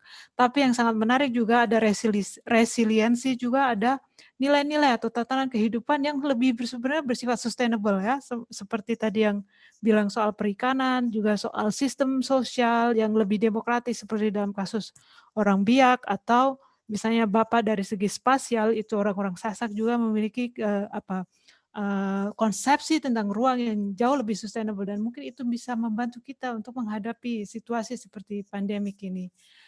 Saya tidak ingin memberi banyak pembicaraan sore ini, saya akan langsung ke pertanyaan-pertanyaan. Jadi sini sudah ada beberapa pertanyaan. Yang pertama ini ada pertanyaan untuk ketiga pembicara ya. Pertanyaan pertama dari Saudara Boni di Wonosobo di Jawa Tengah. Pertanyaannya adalah bagaimana masyarakat desa adat Bajo, masyarakat desa adat Sasak dan Biak bertahan ketika pandemi COVID-19 ini, baik dalam hal ekonomi, adat, kebudayaan dan sebagainya. Adakah yang berubah atau adakah perubahan yang signifikan yang terjadi di dalam desa-desa adat ketika ada pandemi ini? Ini pertanyaan pertama. Mungkin bisa dijawab dulu. Silakan, siapa yang akan mulai? Bapak Beni atau Bapak Apolos? Ya. Bapak Beni, silakan. Ya. Ya, terima kasih pertanyaannya. Jadi masyarakat Bajo itu memandang Corona atau COVID-19 itu sesuatu yang datang dari darat dan urusannya orang-orang darat. Tapi mereka itu merasa terimbas. Terimbasnya itu bukan karena penyakitnya, dalam arti sampai saat ini masyarakat Bajo itu belum ada yang satupun terkena penyakit COVID-19 itu baik secara positif maupun status ODP itu belum ada. Hanya imbasnya itu ke masalah ekonomi. Seperti kita ketahui tadi, ekonomi masyarakat Bajo itu tergantung besar sekali kepada sektor perikanan. Nah, selama COVID-19 itu banyak industri-industri perikanan itu yang tutup. Jadi pembeli-pembeli dari darat itu menghentikan aktivitasnya untuk membeli dari masyarakat Bajo. Jadi mereka kehilangan pendapatan. Demikian juga dari sektor pariwisata, banyak objek wisata yang ditutup. Kemudian wisatawan juga dilarang pergi, artinya jangan bepergian, sehingga kunjungan wisata ke Desa Bajo juga hampir tidak ada. Nah, secara ekonomi dalam arti ekonomi yang sudah ekonomi pasar, itu masyarakat Bajo sangat terdampak. Tetapi kalau secara subsisten, artinya untuk kebutuhan sehari-hari, masyarakat Bajo masih bisa bertahan. Dalam arti mereka masih bisa melaut, hasilnya ditukarkan dengan bahan makanan pokok seperti kehidupan orang-orang Bajo pada zaman dahulu. Nah, itu pandangan masyarakat Bajo seperti itu. Jadi harapan mereka ya mudah-mudahan COVID ini segera berlalu dan mereka bisa meneruskan aktivitasnya seperti pada masa sebelum pandemi. Terima kasih, demikian, Bapak. terima kasih. Terima kasih Bapak. Bapak Apolos bagaimana ini? Bagaimana teman-teman di Biak ini menghadapi COVID-19 ini? Bapak, mungkin mic-nya tolong dihidupkan dulu, Bapak Apolos. Mic-nya bisa di-unmute? Ya, Bapak, silakan. Ya, klarifikasi dulu Bapak Apolos sebagai kepala sukunya, saat ini saya ada di rumahnya tapi tidak ada. Kami mengikuti kegiatan masyarakat sehingga saya datang ke rumahnya tidak ada kebutuhan online. Lalu saya sebagai fasilitator dan ditunjuk dari dari Dewan Suku untuk sering memfasilitasi masyarakatnya mengambil posisi untuk menjelaskan tentang materi suku ini. Ya. Itu nama saya Gumeser, fasilitatornya Dewan Suku biar untuk penguatan masyarakat adat di kampung-kampung. Ya, berhubungan dengan topik yang tadi disampaikan, situasi yang kami hadapi itu terutama pihak ini kepulauan di pulau, sehingga suhu panasnya itu sangat tinggi dan batuk dan malaria itu salah satu penyakit yang merakyat di suku kami. Situasinya tropik, sering hujan, sering panas. Ya, itulah yang kendala di situ. Bagaimana saya membedakan antara pilek, batuk dan COVID ini belum menjadi sebelum datangnya COVID. Masyarakat sudah mengalami pilek, flu dan macam-macam ini karena tinggal di daerah suhu kadar garam yang tinggi, tapi sering mengalami batuk dan lain-lain itu, malaria. Jika suhu tubuh sering panas dan situasi panas, suhu ini hampir sampai tembus 30 derajat Celcius per hari. Itu dari sisi membedakan antara COVID dengan sebelum COVID.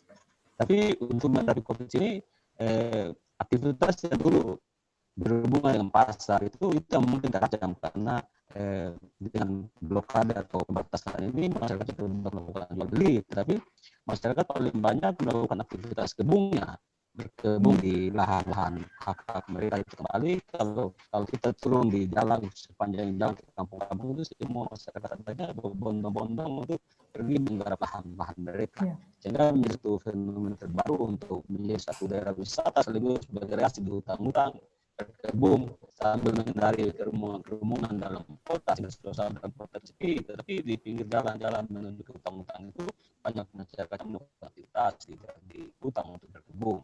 Bahkan kendala yang kedua, kalau di daerah Irang memang masyarakatnya tidak melakukan transaksi antar pulau karena terjadi blokade, sehingga tidak bisa bernelayan, hasil tangkapan itu tidak bisa di-drop ke pasar untuk dijual.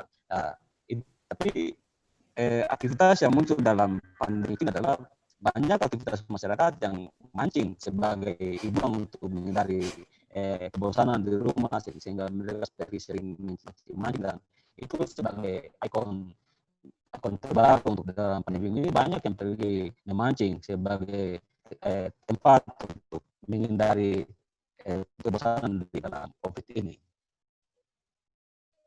Oh, luar biasa itu, Bro. Jadi ya itu, tapi yang menjadi masalahnya adalah suhu panasnya. Suhu panas di suhu dia ini ada di daerah Khatulistiwa, suhu panas sangat panas dan suhu daerahnya tropik. Dia bisa satu hari hujan, bisa sehari dan bisa panas. Tapi tidak, itu sebagai gejolak alami daerah tropik, sebentar panas, sebentar hujan, tapi tidak lama dia akan berubah. Lalu saat ini musim pasang surut, pasang air laut yang besar mengakibatkan kadar garamnya itu menguap besar, sehingga mengakibatkan kota Pulau Biak ini terasa panas karena terjadinya penguapan laut. Nah, memang mengakibatkan semua orang harus tinggal di dalam AC, di dalam rumah, tapi ya kalau berhadapan dengan, kalau COVID ini berhubungan dengan dingin, keluar, resikonya harus keluar. Terjadi sekarang walaupun panas, tapi banyak orang beraktivitas di luar untuk bisa menghindari penyakit ini.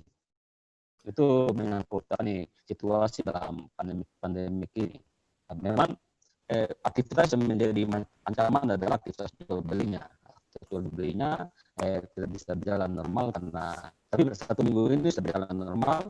Lalu dalam menghadapi ini kami dari kelembagaan terus melakukan penguatan ke masyarakat adatnya untuk memanfaatkan lahan supaya tidak terancam dari ancaman pangan nasionalnya. Karena sebagai besar masyarakat adat di Biak itu konsumsinya itu konsumsi nasi, sehingga dengan adanya pandemi ini berasnya itu tidak bisa disuplai dari Jawa kemari, sehingga kita serukan untuk jangan menggantungkan diri pada nasi, tapi harus memanfaatkan pangan lokalnya. Nah, itu menyebabkan semua orang dalam rasa ketakutan terhadap pandemi ini lalu berbondong-bondong melakukan perkebunan, utang-utang kembali pada areal hak-hak mereka untuk mereka garap kembali sebagai pencegahan pangan lokal, tapi juga sebagai tempat rekreasi rumah-rumah dalam kota. Oh, banget. Ya. Terima kasih. Jadi ini bagaimana? Boleh saya? Kalau ada pertanyaan saya tinggal. Ya, oke. Ya, terima kasih Bapak. Ini sangat menarik karena orang Biak kembali memancing, menanam juga kembali ke sagu mungkin ya. Ya, bagaimana dengan Bapak Catur di Lombok ini? Oke, begini. Kebetulan Lombok ini ditegur oleh alam 2 kali, langsung bersambungan ya, bencana gempa dan kemudian langsung dengan COVID. Nah, di situ kemudian masyarakat adat menyadari bahwa mereka lupa akan sistem daur hidup mereka. Nah, itu yang mereka ingin pulihkan. Jadi sebetulnya mereka sudah ingin lama, tapi gempa dan COVID ini menjadi pemantik untuk artinya memantik mereka untuk lebih cepat melakukan itu. Nah, mereka ingin ada selalu dilakukan pembaharuan setiap 8 tahun sekali, dan itu sudah lama mati suri.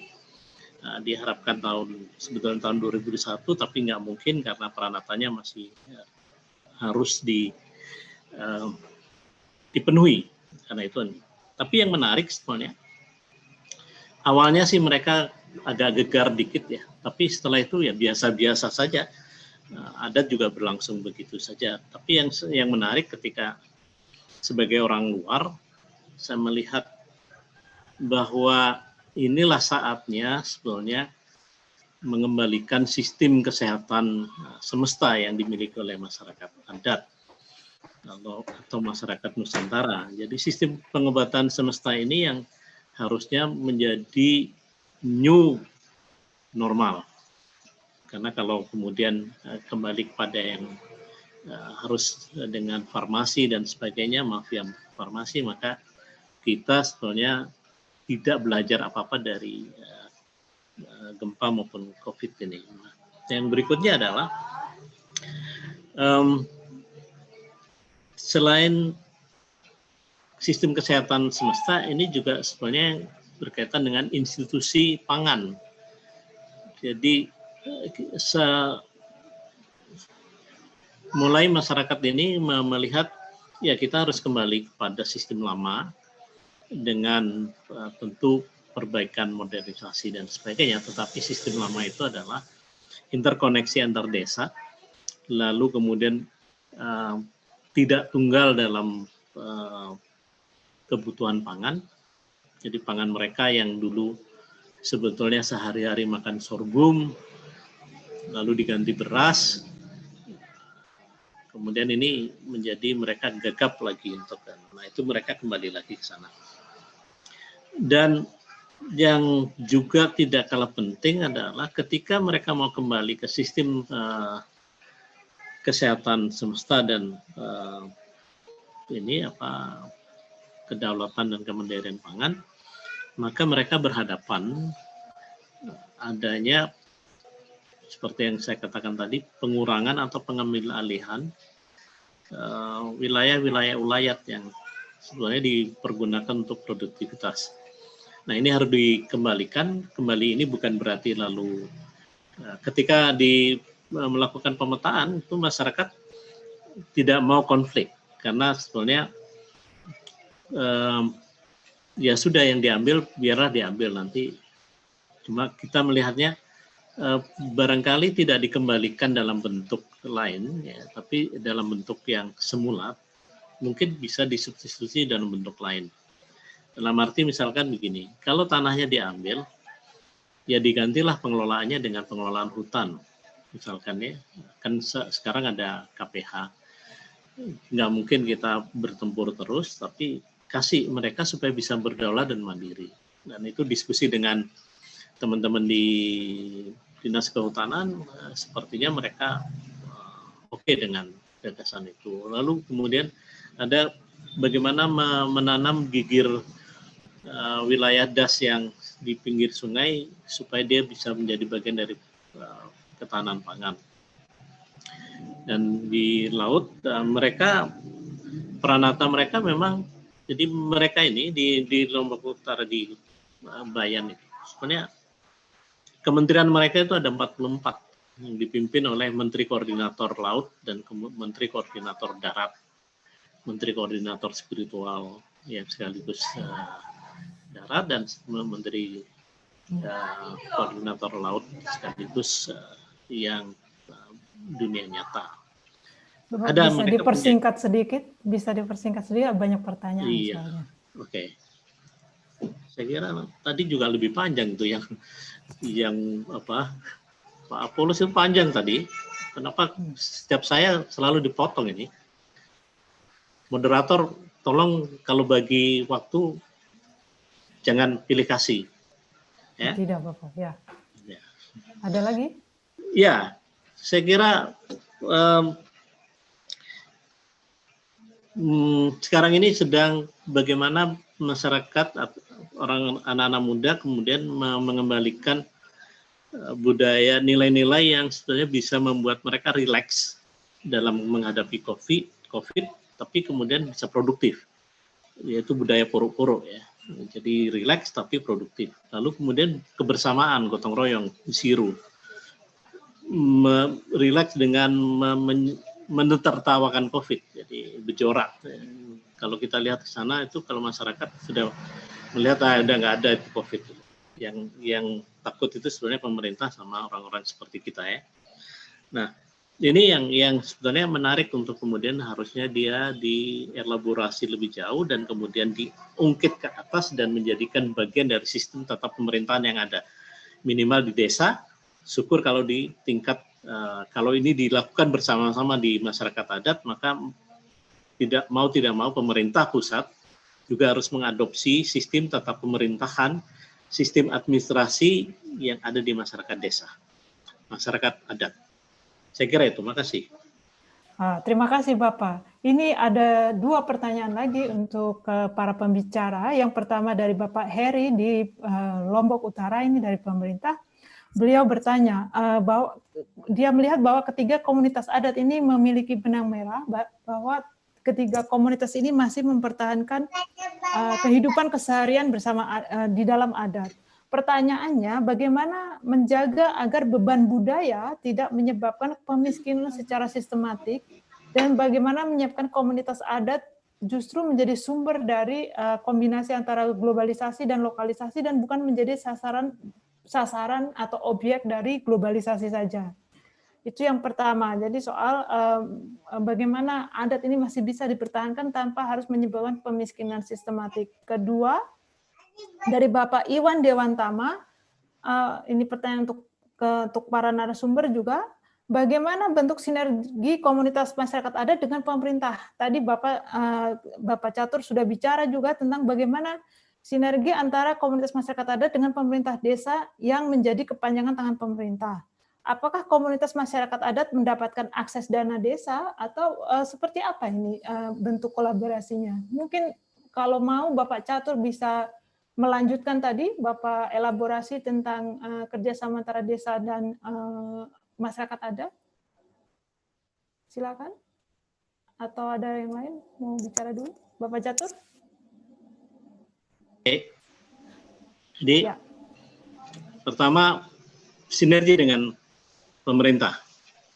Sebetulnya kita kalau di Lombok Utara sedang mesra-mesranya dengan Pemda. Jadi karena itu Perda kemudian ditandatangani, lalu SK Bupati akan ditandatangani, peta itu juga diakui, lalu kemudian ada dialog yang rutin dilakukan antara budayawan, termasuk masyarakat adat, untuk bagaimana memaknai peradaban saat ini. Ya. Itu dengan pemerintah desa, sebagian itu sudah mulai menganggarkan untuk kepentingan masyarakat adat. Sebagian, belum semuanya. Itu yang harus diperjuangkan, harus diraih, supaya dia benar-benar menjadi warga yang bukan warga pinggiran, tapi dia menjadi bagian yang penting. Nah, kita melihat bahwa sebenarnya adat dan tradisi itu sebenarnya yang perlu dipertahankan adalah value-nya, nilai. Karena kebudayaan itu tidak statis.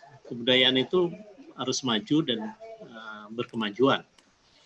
Nah, ketika adat, tradisi, dan kemudian budaya yang ada sekarang dikombinasikan dengan ilmu pengetahuan yang terbarukan dan kemudian yang futuristik, lalu ditambah dengan agama yang bisa menjadi bagian dari satu tatanan ini, lalu itulah sebetulnya peradaban yang harus diciptakan atau harus diraih di masa depan. Jadi peradaban yang memang berbasis pada nilai-nilai lokal tetapi berkemajuan. Jadi tidak ada yang dipertentangkan, yang ada adalah bagaimana mengadopsi yang baik dan kemudian mensinergikan lalu membuat langgam ini menjadi langgam yang harmonis tetapi berkemajuan, berdaulat, mandiri, dan kemudian juga bermartabat. Jadi masyarakat adat itu, nah kita sedang mencoba dengan Pemda itu bagaimana masyarakat adat bisa kemudian bersinergi dengan Geopark, ya. Walaupun telat, tapi ya nggak apa-apa. Tapi itu yang sedang dilakukan. Nah, dengan Geopark sudah mulai terjadi dialog. Yang penting itu substansinya, kemudian kontennya itu sambil jalan kita lakukan di sana. Saya kira itu dari yang bisa saya tanggapi. Terima kasih. Terima kasih Bapak. Tadi Bapak juga sudah bilang transformasi juga. Jadi adat ini juga bukan sesuatu yang statis, ya, akan terus bertransformasi, berinovasi. Nah, ini bagaimana dengan orang laut ini dari orang Bajo di Sulawesi Tenggara? Silakan Bapak Ben. Ya, terima kasih.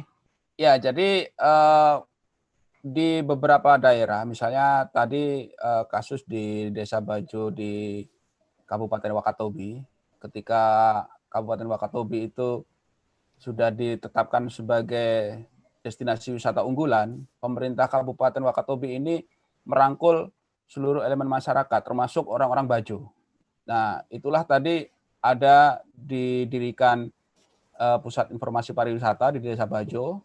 Nah, itu inisiatif dari pemerintah juga dan dikelola dengan orang-orang Bajo.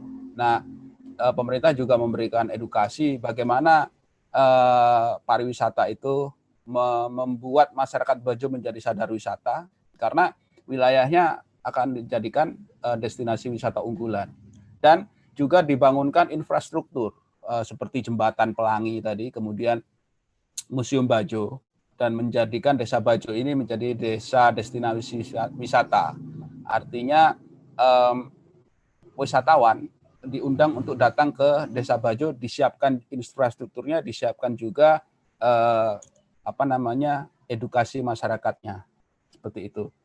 Nah, kemudian untuk dana desa, nah seperti saya ceritakan tadi, banyak kampung-kampung Bajo ini dia menggunakan strategi mereka memekarkan wilayah.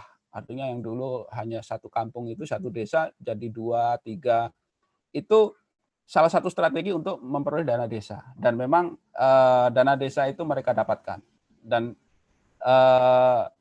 salah satu alokasi dana desa itu di Kabupaten Wakatobi itu untuk menggelar upacara-upacara adat, ritual-ritual adat, tetapi itu disinergikan sebagai agenda pariwisata. Artinya apa ya? Di sini adat juga sudah bersinergi, tapi di satu sisi itu merupakan sinergi, di sisi lain itu sebenarnya bentuk semacam komodifikasi atau komersialisasi adat sehingga dia dijual sebagai atraksi wisata. Tapi yang intinya adalah bagaimana ya ada sinergi antara pemerintah dengan masyarakat Bajo ini untuk mengembangkan adatnya seperti itu. Terima kasih. Terima kasih Bapak Beni. Silakan Bapak dari BIAK ini bagaimana sinergi antara pemerintah BIAK sendiri dan Supyori mungkin dengan masyarakat adat. Kemudian juga bagaimana ini persoalan menjaga keberlangsungan upacara-upacara adat ini seperti tadi Bapak bilang, tanpa melakukan pemiskinan sistemik. Silakan Bapak. Bapak, mic-nya ya. Silakan. Ya, baik. Sudah? Sudah? Ya, sudah. Ya, baik. Memang kami di suku Biak yang ada di 2 kabupaten ini, karena suku Biak ini ada di satu suku, tapi wilayahnya ada 2 administrasi kabupaten, yaitu Kabupaten Superi dan Biak. Tapi yang kami hadapi memang dari sisi komunitas masyarakat kampungnya itu, yang kampung adat itu secara struktur itu ada, secara strukturnya ada komunitas kampungnya. Tapi sejak pemerintah Indonesia strukturnya ada, lalu struktur masyarakat adat itu diganti menjadi struktur desa, sehingga struktur kampung itu tidak nampak pimpinan adatnya untuk bisa mengambil semua hal-hal yang berhubungan dengan kampung itu. Kalau dilihat dari struktur kesatuan masyarakat adat itu berbasis komunitas kampung itu, karena setiap marga memiliki kepala marga, lalu kepala marga di antara kepala marga mengangkat di antara mereka sebagai salah satu sebagai kepala kampung. Nah ini yang menjadi terjadi gesekan di struktur, karena strukturnya masyarakat adat itu secara fakta itu komunitas masyarakat kampung, tapi strukturnya adalah struktur desa, sehingga struktur adatnya itu disampaikan, tapi masyarakatnya itu adalah masyarakat adat. Nah itu yang terjadi perdebatan di antara pemerintah dengan adat ke depan, bagaimana pemerintah harus mengakui, memberikan ruang kepada struktur adat ini supaya bisa berkembang. Memang tadi seperti yang tadi ada Bapak satu sampaikan, paling banyak itu pada atraksi, terkenal karena budaya itu diatraksikan sebagai mencari paket-paket wisatanya, tapi faktanya itu dari sisi struktur kami berlawanan dengan struktur desanya. Hari ini kami konsolidasi masyarakat kampung, masyarakat adat kampungnya, tentu dia akan berbenturan dengan struktur kampungnya karena kepala desanya. Nah, lalu kalau kita mengenal sistem kampungnya, berarti nanti bertentangan struktur desa. Itu perlu pemerintah harus memberikan peluang untuk kalau mau melestarikan kampung adat ini biar berkembang ke depan, sehingga nilai-nilai kearifan yang ada di masyarakat adat itu bisa dilestarikan, maka berikanlah ruang-ruang itu pada masyarakat adat sehingga tidak terjadi tabrakan struktur. Kalau di Jayapura beda karena dia bersifat raja, dia bersifat raja. Jadi dia bisa membentuk suatu kekuasaan tersendiri di luar desa. Tapi kalau di suku Biak, struktur sosial untuk membentuk kampungnya itu berdatang dari marga-marganya. Tapi fakta hari ini marga-marga yang ada sekarang sebagai masyarakat adat itu adalah desa, itu seperti suku global yang mempengaruhi mereka. Tapi karena memang dari sisi pengaruh pemerintah banyak masuk ke kampung, banyak, tapi dari strukturnya kan belum terjadi connect, karena struktur adatnya itu tidak jalan sesuai dengan yang ada di desanya. Tapi dari sisi anggaran dana banyak masuk ke kampung. Nah, tapi bagaimana? Tapi yang menjadi keuntungan daripada walaupun yang bertabrakan, tapi keuntungan adalah masyarakatnya bisa mampu untuk mempertahankan eksistensinya sampai hari ini, untuk bisa melestarikan nilai-nilai kearifan lokalnya. Seperti yang tadi saya sampaikan, sistem perkawinannya masih dipertahankan sampai hari ini, secara bertutur kana, mencari menangkap ikan masih dipertahankan sampai sekarang ini. Terima kasih Bapak. Ya. Jadi kita sudah kehabisan waktu. Mungkin ini yang terakhir, saya mau meminta para narasumber untuk memberikan satu semacam statement atau final statement atau pernyataan terakhir, apa yang sebenarnya diharapkan dari proses seperti ini. Silakan. Mungkin juga harapan-harapan dari masyarakat di sana untuk teman-teman semua yang mengikuti acara ini. Silakan. Mungkin dari Bapak Benny dulu. 1 menit. Baik, terima kasih. Ya, jadi saya senang sekali ada Festival Kebudayaan Desa ini. Bagaimana pemerintah ini harus lebih memberi perhatian kepada desa-desa. Nah, khusus untuk desa-desa Bajo dan masyarakat Bajo itu juga bagaimana mereka dilihat dalam mengantisipasi perubahan ini. Bagaimana mereka sudah beradaptasi dalam perkembangan ekonomi sehingga meningkatkan taraf kehidupan mereka dan bisa lebih bersinergi dengan perkembangan zaman serta kebijakan-kebijakan pemerintah. Terima kasih. Silakan Bapak Catur. Pernyataan terakhir untuk forum ini.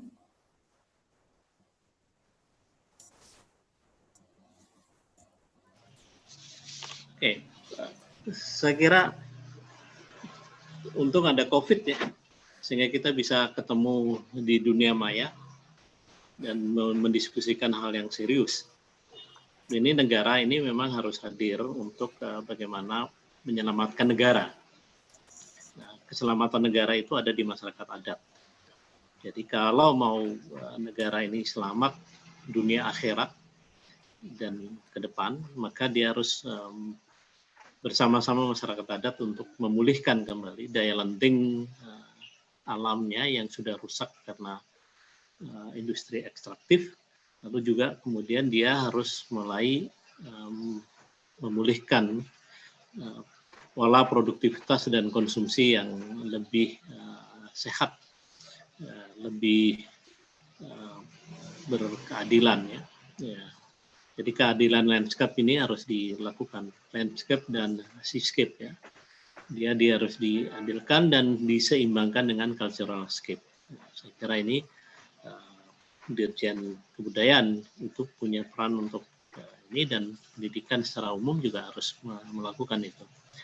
Sekolah-sekolah adat itu harus dikembangkan dan kemudian dimodernisir. Kemudian peran masyarakat adat bukan di pinggiran. Pariwisata itu menjadi impact bukan menjadi tujuan.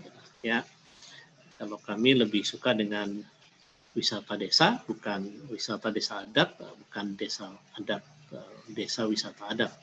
Karena kalau wisata desa itu berarti desa itself, desa sendiri menjadi sebuah subjek dan objek yang memang harus didatangi untuk dipelajari, dibelajar. Nah, kalau saya melihat Bayan itu harus menjadi sekolah dunia untuk adat budaya kepulauan. Terima kasih. Terima kasih Bapak. Silakan Bapak Apolos. 1 menit. Ya, baik, bukan Bapak Polos, saya mewakili Bapak Polos. Oh ya, boleh. Ya. Ya. Ya, makasih saya sebagai ketua statementnya itu untuk pelestarian kemajuan daripada masa depan masyarakat adat ini, terutama dalam komunitas kampung adat itu, yang perlu pemerintah memberikan ruang pada komunitas adat itu untuk bisa bertumbuh sehingga bisa mampu untuk melestarikan nilai-nilai budayanya sebagai jati diri bangsa. Itu salah satu harus pemerintah berani untuk memberikan ruang itu, sehingga kebudayaan kita berbicara kebudayaan berarti berbicara tentang masyarakatnya. Ya, berarti harus ada ruang dari pemerintah berikan otonomi kepada komunitas kampung adatnya untuk berkembang. Kalau tidak, nanti dia akan berbenturan dengan konsep negara modern, konsep modern, sehingga dia akan mengikis nilai-nilai budaya yang ada dalam komunitas kampung itu. Itu yang kami hadapi di Papua, khususnya di Biak ini, karena struktur modernnya paling banyak dominan, sehingga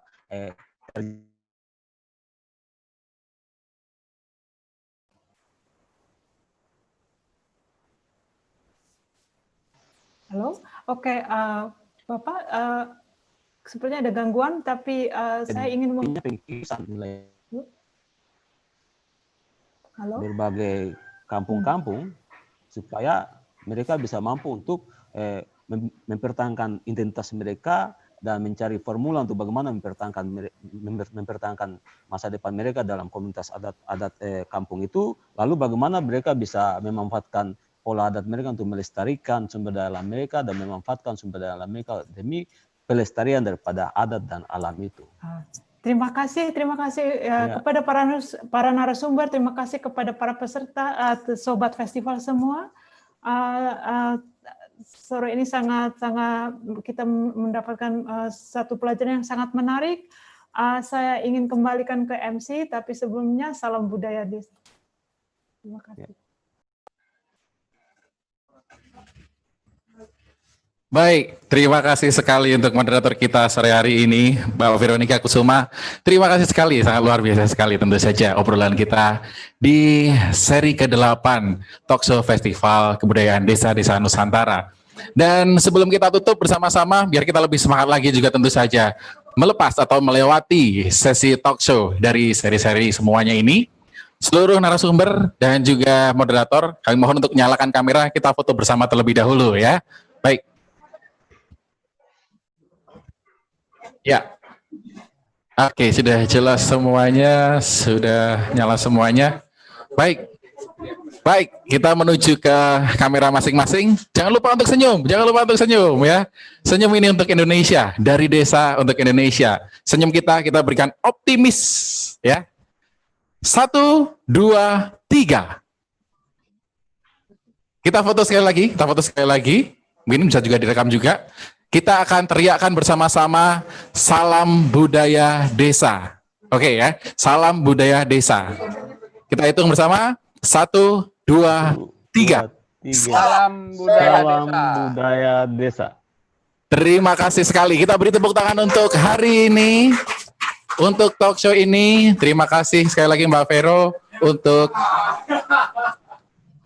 kesediaannya menjadi jembatan penghubung, menjadi moderator, dan akhirnya juga tentu saja menutup dari rangkaian acara talkshow Festival Kebudayaan Desa Nusantara.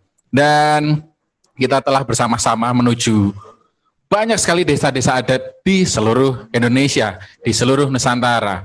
Dan sekarang kita akan bersiap-siap untuk mengakhiri rangkaian talkshow Festival Kebudayaan Desa-Desa Nusantara.